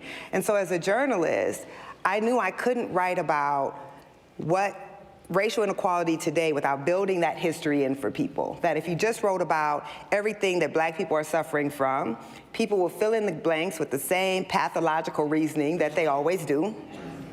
But if you can teach them the history, then they'll say, oh, there's nothing wrong with Black people.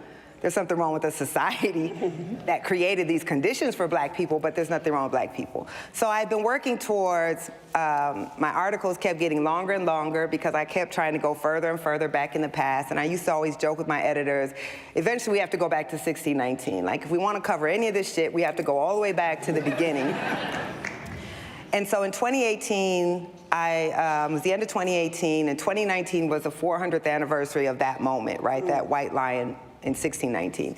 And I was obsessing again that one of the most pivotal dates in American history was approaching, and like so much of our history, it was likely going to pass with little acknowledgement. But I'm not, little Nikole in Waterloo, Iowa anymore. I'm Nikole with the biggest megaphone in the world. I work at the New York Times. And so I decided I wanted to pitch a project, not just write one essay, but pitch a whole project to force us not just to think about what happened a long time ago, but how is that shaping the society that we live in right now? So that really was the pitch. It wasn't about, there were lots of news organizations that did commemorations of 1619. But my project was saying, do you want to understand capitalism in America today? You have to go back to the plantation. You want to understand how we get an insurrection on January 6th? That's not the history of 1776, that's the history of 1619, right? If you want to understand why, anybody been to Atlanta? Okay. If you want to understand why when you're in Atlanta, you can see your exit and it's going to take you an hour to get to it, that's to a legacy of slavery. We just don't know. Because the highway system in Atlanta was not designed to move you quickly through the city. It was designed to separate descendants of slavery, Black people, from white people. And so it doesn't actually make sense, except in America, it makes sense. Because we do things for racist reasons, not for logical reasons, right? So even our traffic patterns are being driven by race, but we don't understand that. So that really is, to me, was the power of the project, was saying, we want to explain the society to itself, and that slavery was as foundational of an institution as one can have. It predates our founding by 120 years, right? Most of our founders were enslavers. Their occupations were to enslave people. The man who wrote our Declaration, his job was he enslaved people. He didn't plant shit, he forced other people to plant. We call him a planter, he wasn't planting, right? The people he forced in bondage were planting. First president, enslaver. Father of the Constitution, enslaver. Bill of Rights, written by an enslaver. And yet, the way we learn history is if that's all somehow irrelevant to the country they built. How? Right? If your primary occupation, your income, the country you have to create is protecting the thing that made you powerful in the first place, then that is foundational to the country that we've been built. So we only want to talk about the freedom side, but not that slavery was undergirding white people's freedom. You have to tell both. And so that really is the heart of what we're trying to do. And that's why I've been a journalist for 20 years. I've written about school segregation, housing segregation, racist policing. I've never faced a backlash like I faced when I tried to make us remember our country in a more honest way. That is where all of white power, from the president to the Secretary of State to sitting senators, including your own. Look, Tom Cotton has legislation against the 1619 Project in Congress right now. They drafted legislation, you should read it. It's called the Saving American History Act. It said the 1619 Project may destroy the very fiber of the country. Now, I'm a bad bee, but I'm not that bad. Like, if a single work of journalism can destroy the very fiber of the country, then the country wasn't that strong in the first damn place. So, I'm never getting invited back again, so you better soak it up while y'all do it. That's why I said, who sponsored this again? No, we gotta have you back. But think about that. I could be writing about what people are doing right now to black folks. Nobody cared. Right. But as soon as I start saying, actually, the country you thought you had is not the country you had. And if you want to understand why power works like it works. So I'm going to talk briefly. See, I just take over. I'm sorry. Go for it. I'm going to talk briefly to all the white people in the audience. Because the truth is, y'all are suffering too under this shit.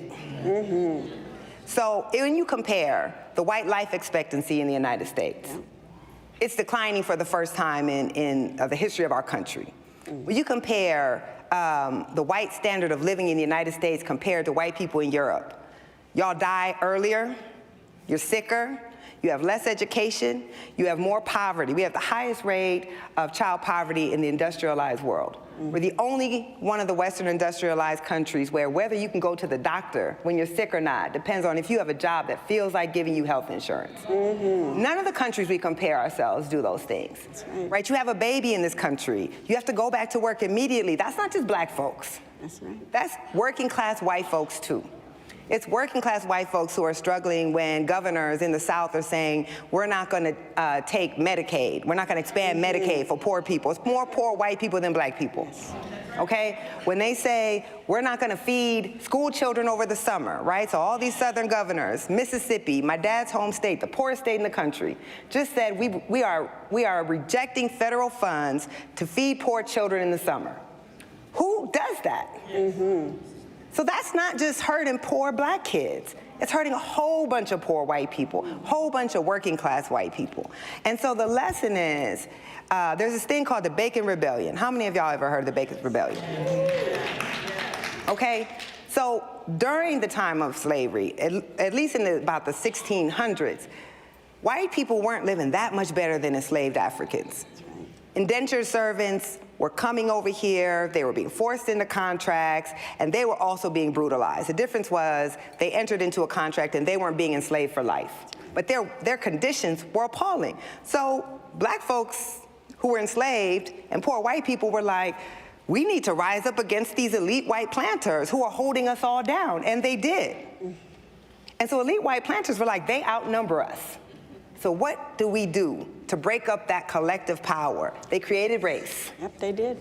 And they told the poorest white man, you might not have a pot to piss in, but you have your skin. Right. And with that, you will have certain rights that cannot be taken away from you, even if your living conditions aren't that much better than the black person next door.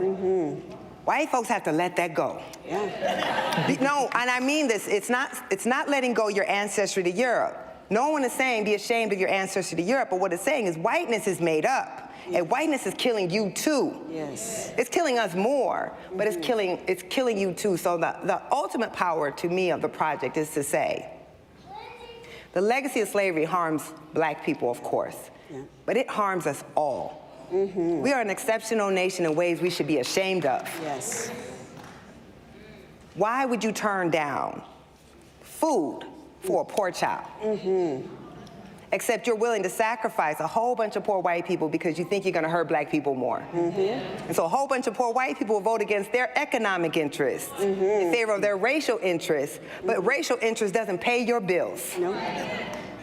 So this is what I hope the message is that you take away, that yes, this is a story that centers Black people, but it's a story of America. And this history is shaping all of our lives, whether we acknowledge it or not. And that's the power, right? That's the fear. Because why does power want its roots to be exposed? Why do all these elite white people who benefit from these systems that hold most of us down want us to understand how those systems work? Because if you understand that all of this was created, that we don't have to live like this, that people made laws and policies and took actions, then what you also know is we can create something different. That what's been created can be destroyed. And that's what they're afraid of. Yes. Yes. Yes. Y'all got me worked up here. I just have to say real quick that I know I need a church fan. So many of us in here over this last year have sat in rooms where the air has been sucked out of it, and you just breathe life into this entire room. Thank you. And for that, I hope we can all take a collective breath. Thank you for that. Thank you. And there is really not enough time for us to unpack. You know, we really just getting started, but I can feel the eyes on me backstage. I can feel them. So we're going to be respectful. I don't see any yet. We're going to be respectful. But here's the thing. You talked about a lot of things. One of the things I want to talk about is the erasure of Black women, especially Black women scholars. Absolutely. In academia. There's been a lot going on. And of course, former President Claudine Gay, having stepped down, being one of the most recent examples of that. Is there anything you would like to illuminate for us about that may connect to your experience at UNC? Oh my God, that's a whole nother lecture. I know. We don't even have enough time. Couch back there.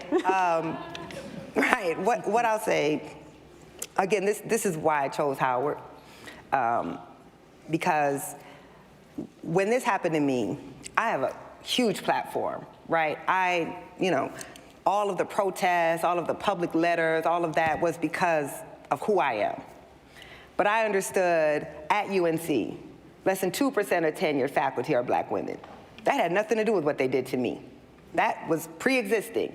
I don't know what it is here. It's probably 1%, right?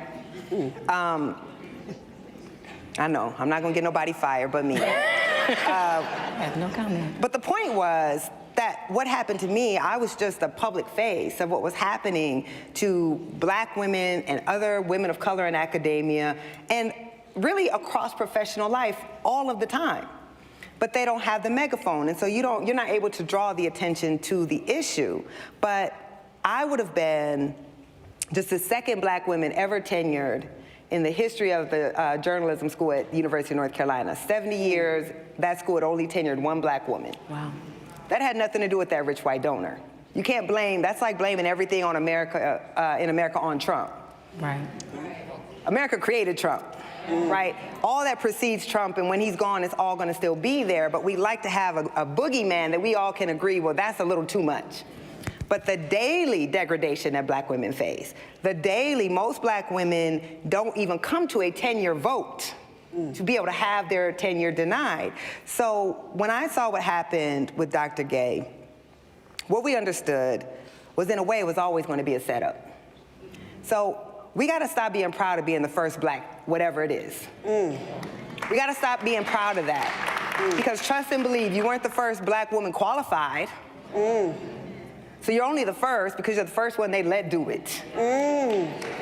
So when we take all that pride in it, you're setting yourself up for the fall. You just are. So 380 years of Harvard presidents, and you're trying to tell me that they didn't have an explicit white male quota system for the first 375? They did. And no one doubted whether all those men were qualified. So once you realize you're not going to win at their game, you stop playing it. Because here's what I know. I get called an affirmative action hire every day of my life. I don't give a damn. I'm better than you. I mean, you're sitting in your basement calling me that. I'm living my best life. So say what you need to say. But this is how the game is rigged. If you don't make it, right, if you don't rise to the highest echelon of whatever your career is, it's because Black people just don't want to work hard. You didn't want to study. You're not willing to have the ambition and do what it takes. You're not smart enough. But if you do make it there, they still win, because then they'll say, you didn't deserve it. Somebody gave it to you. You're just an affirmative action DEI hire. So we have to stop letting them define our worth and value.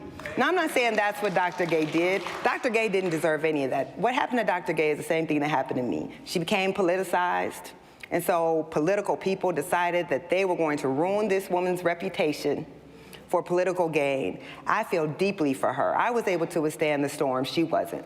You think about a woman for 30 years, builds up your academic career. That's, again, everything that you're supposed to do, and you finally rise and become, now, white people don't have to stand in for their race when they rise to the presidency. Right. She had to stand in for her entire race. And then in 6 months, they've taken her down, and she has the shortest tenure ever of a Harvard president.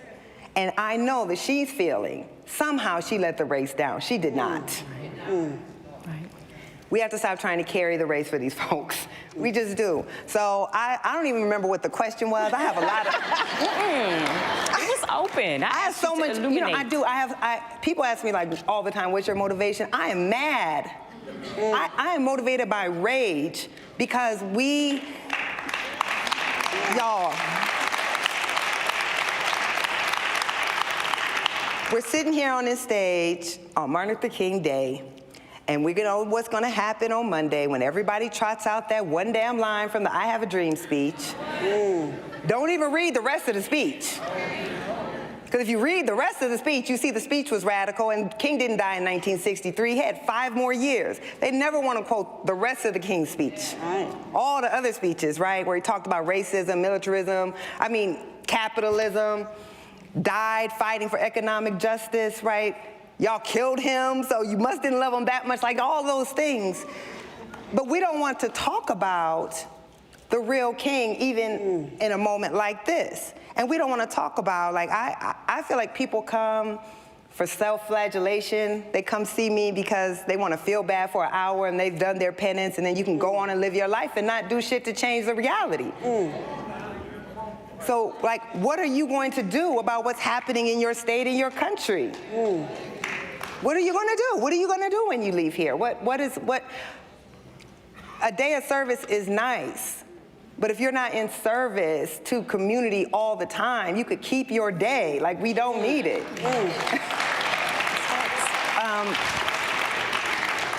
So I think it's okay to tap into that rage. Like, we're taught to suppress rage, and especially as Black women, you're not allowed to show rage. Fuck that. No, like, yes.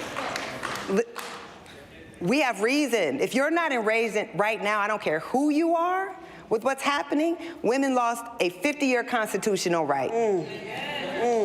There are women dying right now because some legislature gets to determine whether a doctor can save your life or not if you're pregnant. And we're sitting here taking it. Yeah. The affirmative action ruling, y'all think that was about how many Black kids get into Harvard? It's not. They are suing any program of racial justice that's trying to help Black people not be on the bottom of society. They're suing Black people who are trying to help other Black people. And we sit, and we tweet, or we do whatever we do, and we are allowing all of this to happen in our society, and then we gather on a day like this, and we want to get into kumbayas. I don't want to hold hands right now. I want to fight.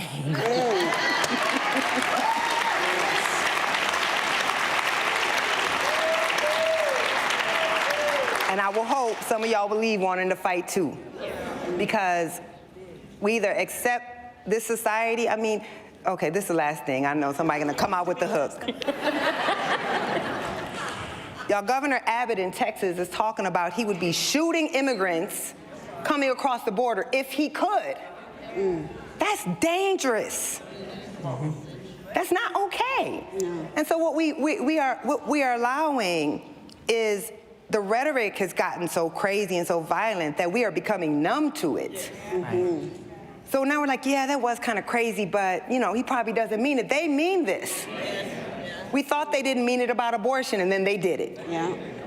We thought they didn't mean it on affirmative action. Now they're trying to sue every institution that's trying to help Black people. They mean it, and we're playing tiddlywinks. Like, what are we going to do? So yes, be angry, and I hope we're gonna leave here, and we're gonna decide how are you gonna fight, and you start in your own state. Does your governor represent y'all? No. So what are you doing about it? What are you doing about it? So yeah, that's it. Now I'm about to get fired for real. Look what y'all did to me. Oh, it's us. I've been holding it in, y'all. Never spoken like this before. Is Fox News in here?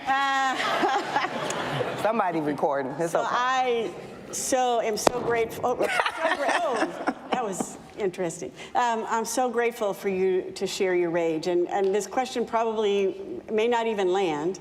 What would, given all the shutting down, the closing, the challenges to social justice, affirmative action, programs we see in legislatures and institutions, especially in the South, what would the historian in you or the journalist in you say that would help us be more illuminated about the truth?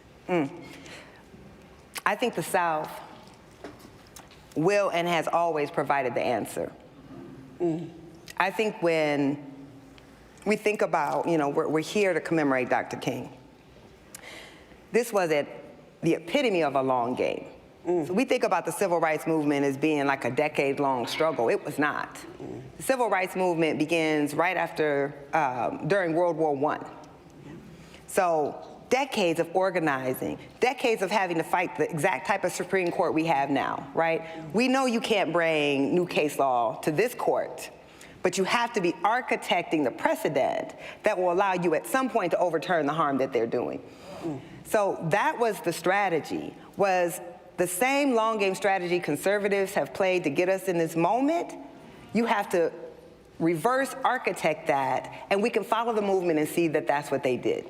So if you've ever heard me talk, I'm not a hopeful person. I don't believe in it personally. I believe y'all should have it, but I don't. But when you study the movement, you realize you always had to have people who believed that no matter how dark things were, you could change your society. So you think about a John Lewis, you think about a Dr. King, you think about a Fannie Lou Hamer, a Diane Nash. There would be no reason for them to believe they could end apartheid in America. There would be no reason. You think about Frederick Douglass in 1835. Could he have pictured the end of slavery in 30 years? No. But did they bring that to pass? They did. So I think we can leave with hope to know if we do get organized, we can change our country. We can fight back and we can win, but we have to begin to implement that strategy. And I say this to the young folks. Because young folks often ask me, we're not having a Q&A, so y'all not gonna ask me, so I'm gonna ask you for me. What should we do? And I always say, if we were gonna fix this shit, it'd be fixed already, so don't ask us. The answer is with y'all. And it really is. How old was John Lewis when he leaves college to join the movement? Diane Nash leaves college to join the movement. High school students initiate the sit-ins, right? There's a woman named Joanne Bland. You should look her up. Selma. 7 years old, she gets arrested for the first time marching. Still alive. It's not past. Like, you can go hang with Ms. Bland today if you want to in Selma, right? So it's young people who have not been co-opted by the system, who have not been beaten down like the rest of us, who start to believe you can't really change it anymore. And we don't want to lose our jobs because we got to pay our mortgages, right? It is the radical vision of freedom and belief in humanity and belief that we really owe each other something that exists in young people who are going to get us out of this. And our job as older people, not me because I'm not old, but other people, is to just provide the support and the guidance, not to tell you how to do it, not to say we did it this way or we would have done it that way, but to provide what Mr. Dow did for me when he radicalized us, so it was his fault, he had to help us, was when we wanted to lead the walkout for Black Studies, he would tell us, this is how far you can go before they're going to expel you. So these are going to be the consequences if you take this action. These will be the consequences if you take that action, but take the action. That's our job as older, as people, as elders in our community, is to support our young people so that they can build the world that we haven't been able to build for them. And that's where the hope lies. The movement was led by young people, it was supported by older people, but it was led by young people, and it was led by people who did not believe that the society we have is a society we have to have. And that is all of our collective duty, is to build the society we want and not accept the society we don't deserve. I think that sums it up. I think that sums it up. Nikole, that's it. I'm sorry I got you all, we got you all hyped. I'm hot, for real. I know, right? But we have enjoyed this conversation. Thank you. I We are enjoyed it so too. grateful for your candor and for just being you, doing you. Thank you. We are going to continue to watch all the great things that are happening and looking for your next projects and all the great things. Can you all join me in appreciating Ms. Nikole Hannah-Jones?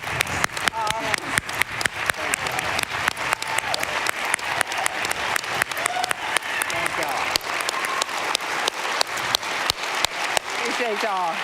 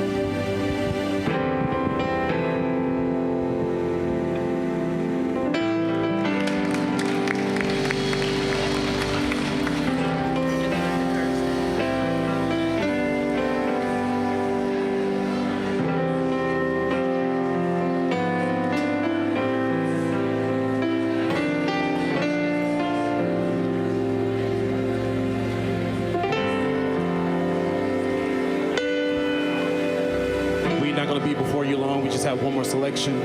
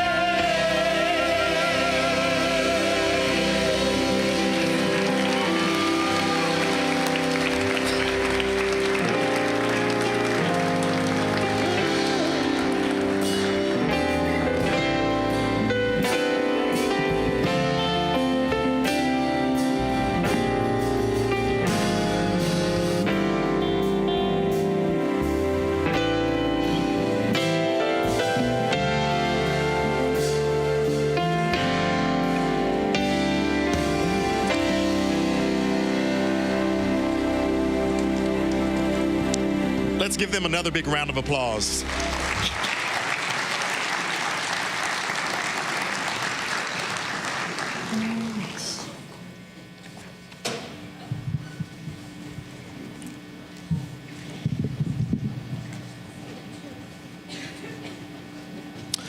Our program will now proceed with a theatrical performance from Natasha Devon. Devon is an actor and poet and native of Chicago, Illinois, and was raised in Mississippi. She holds a Bachelor of Arts degree in Theater and Speech Communications from Jackson State University and a Master of Fine Arts in Acting from the University of Arkansas. Through her poetry, she has worked with prominent individuals fighting for social injustices and human rights, and with her art, Devon desires to inspire and mentor younger artists and instill in them that with hard work and creativity, anything is possible. Following Devon's performance, the MLK Council will award 35 students with $1,000 scholarships for the 2024-25 school year. The presenters for the scholarships will be Sarah Drain and Dietrich Jenkins from the MLK Council.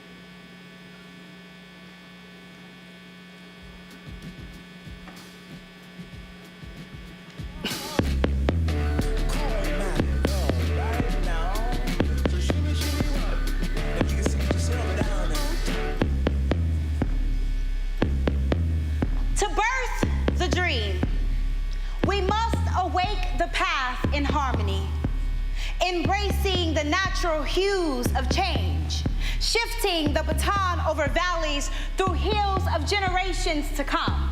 Together, taking on the entanglement of love, meeting a wave of forgiveness. We hold these truths in our hearts without evidence, remind ourselves of His good deed and essence, uplifting our power, placing it in the hands of our neighbors, convincing the naysayers to do the same. We found equality in well-meaning men pushing the rock up and over the mountain of freedom with free speech. We tell the differences in our stories, uniting communities of people who love people, who vow never to misplace the mission of forward movement and progression. With pride, we gather our brothers and bones, stood faithfully to those who fought the battle before us with bravery and resolve. Acknowledge that we have come this far by faith, leaning on God and sweat, fears, and each other. We live in a presence that precedes our past, fostering the foundation for a future of us all, and in this beloved space, we will hear no evil, see no evil, do no evil, but we will continue to seek the dream. Thank you.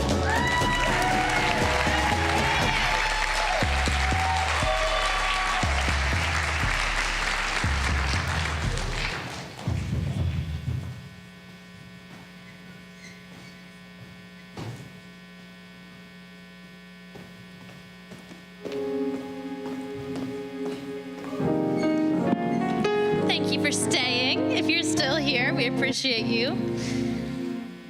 Let's find ourselves. Good evening. Oh, we're the next people on the script after all of that. Yeah. We're up.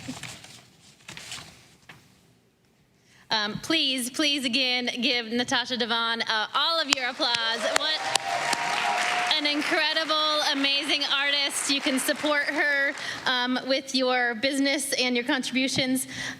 Dietrich and I are presenting 35 scholarship recipients tonight.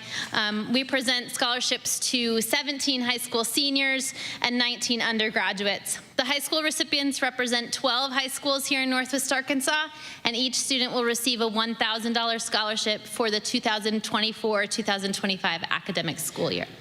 Our recipients this year are Brett Thomas Potts from Bentonville West, Patience Stewart from Don Tyson Virtual School of Innovation, Ornette, here comes Patience. Yay, great, come on out, y'all. Ornette Gaines from Fayetteville High School, Ayanna Hinton from Fayetteville High School, also from Fayetteville High, Elise Whitfield, from Gravett High School, Ashlyn Fox, from Haas Hall Academy, Hamali Gari, from Harbor High School, Jose Sanchez and Caroline Boyd, from Prairie Grove High School, Lexi Jones, from Rogers Heritage High School, Melanie Velasquez, from Rogers High School, Deanna Fleming, Sabrina Ford Wutzke, and Raymond House. From Rogers New Tech High School, Seth Manor. From Salem Springs High School, Olivia Moody. And from Springdale High School, Yanette Barbosa.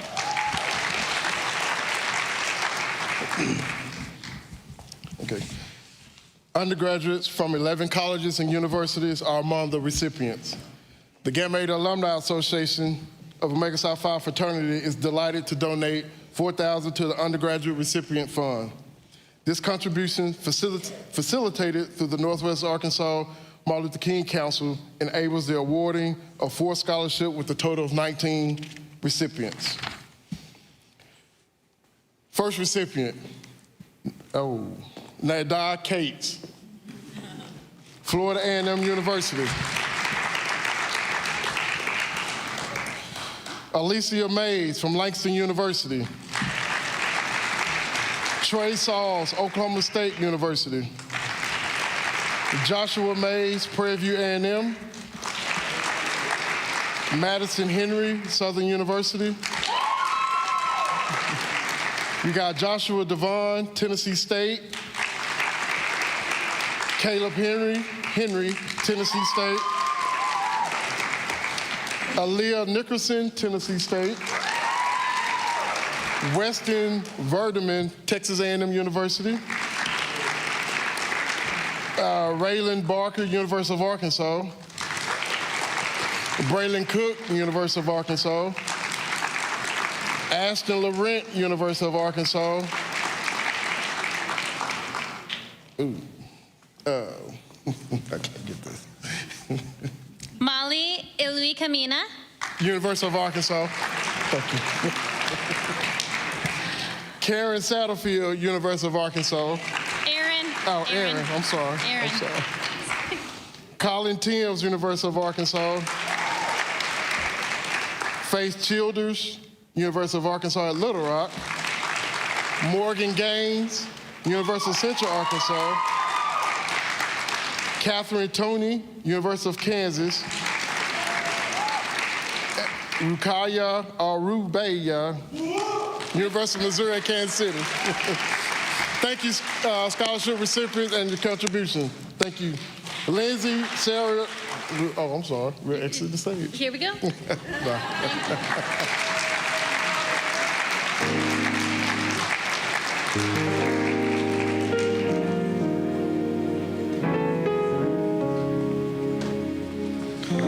Let's give all of our students another round of applause. So I want to join Sarah and Dietrich in congratulating all of our scholarship recipients. Audience, you just witnessed history. 35 reasons to give, okay? And so we're going to remind you how to give. So you can go ahead and take out your phones. Oh my gosh, look at that. So next we will have a special presentation by Quentin Green with the MLK Council Finance Committee and Lindsay Leverett Higgins, our president. Immediately following the presentation, Dr. Danielle Williams, MLK Council Sponsorship Chair, Secretary, and past president, will give a special recognition to our sponsors. And we will close this evening with remarks from President Leverett Higgins. I want to thank the MLK Council for giving me the opportunity to serve as MC for this phenomenal event, the opportunity to see the excellence that Northwest Arkansas has to offer with our Salute to Greatness awardees, our student scholarship recipients, and all of you here today has been great. Thank you so much for coming, and we'll continue with the program.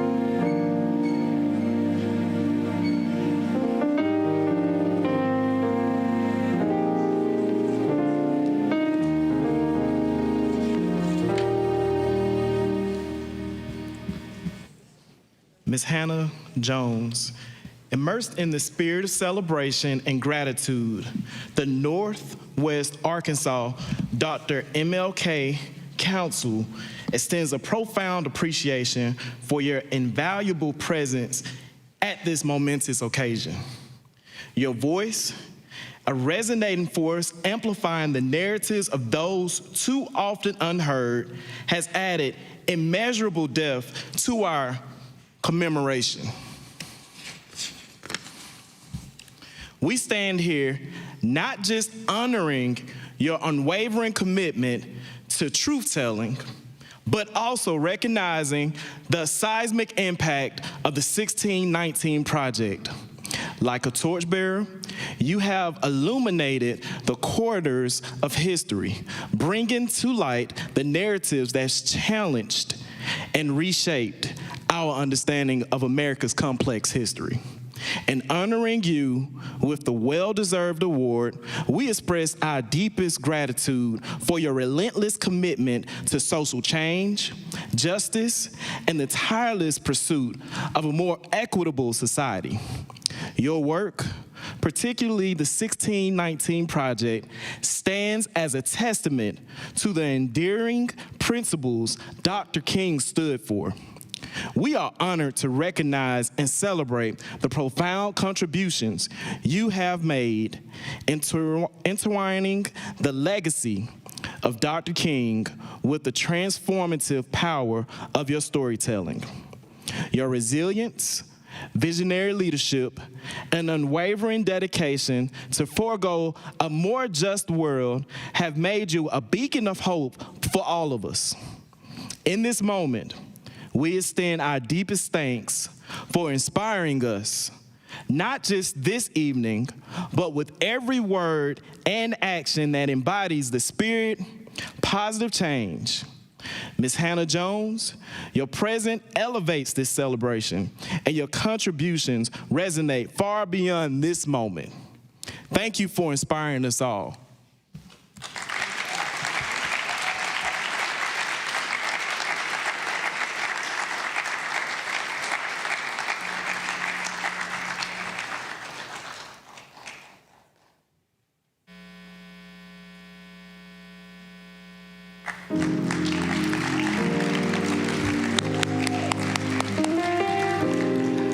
Our sponsors will be treated to an insightful presentation by Dr. Danielle Williams. Thank you.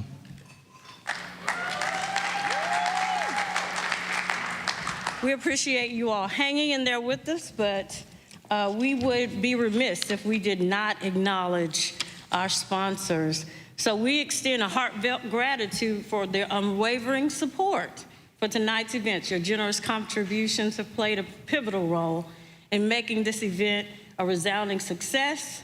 And as we truly, gratefully appreciate all of your commitment, we hope that you will take the opportunity to look at the sponsors as they scroll on the screen, but also we want to ensure if you do have an opportunity to support us individually, you can do so with our QR code and also going to Cash App on our website. You can find more information. So again, as it scrolls across the screen, we want to ensure that we acknowledge all of our sponsors that contributed to the success of this program. So again, we appreciate you. We found that your support is very invaluable and your commitment to our cause is a beacon to our inspiration. So again, we appreciate you. And the next voice you will hear is our president, Lindsay Leverett Higgins of our Northwest Arkansas MRK Council. Lindsay.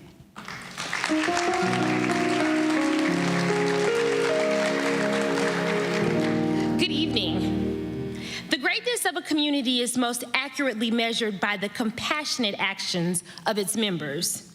Coretta Scott King's insightful words guided us as we celebrated our 28th annual Recommitment Celebration. Let our collective actions and compassion weave a tapestry of unity echoing the vision of a beloved and inclusive world cherished by both Dr. King and Mrs. King. In the rich palette of diversity, we've woven threads of understanding and acceptance and love.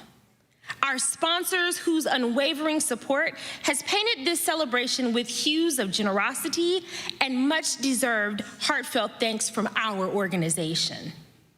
Their commitment to fostering harmony aligns seamlessly with Dr. King's dream of a world bound together by compassion. To the dedicated members of the Northwest Arkansas Dr. Martin Luther King Jr. Council, you are the architects of this vision. Your tireless efforts have not only made this event possible, but have contributed to the enduring legacy of Dr. King's beloved community.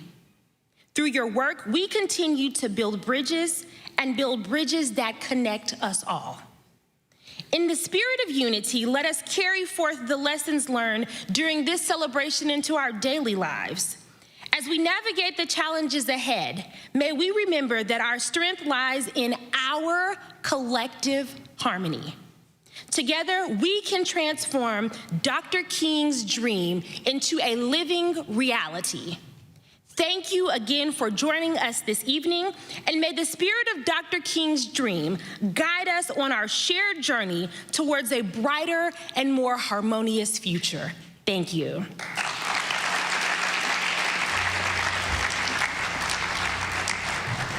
Thank you.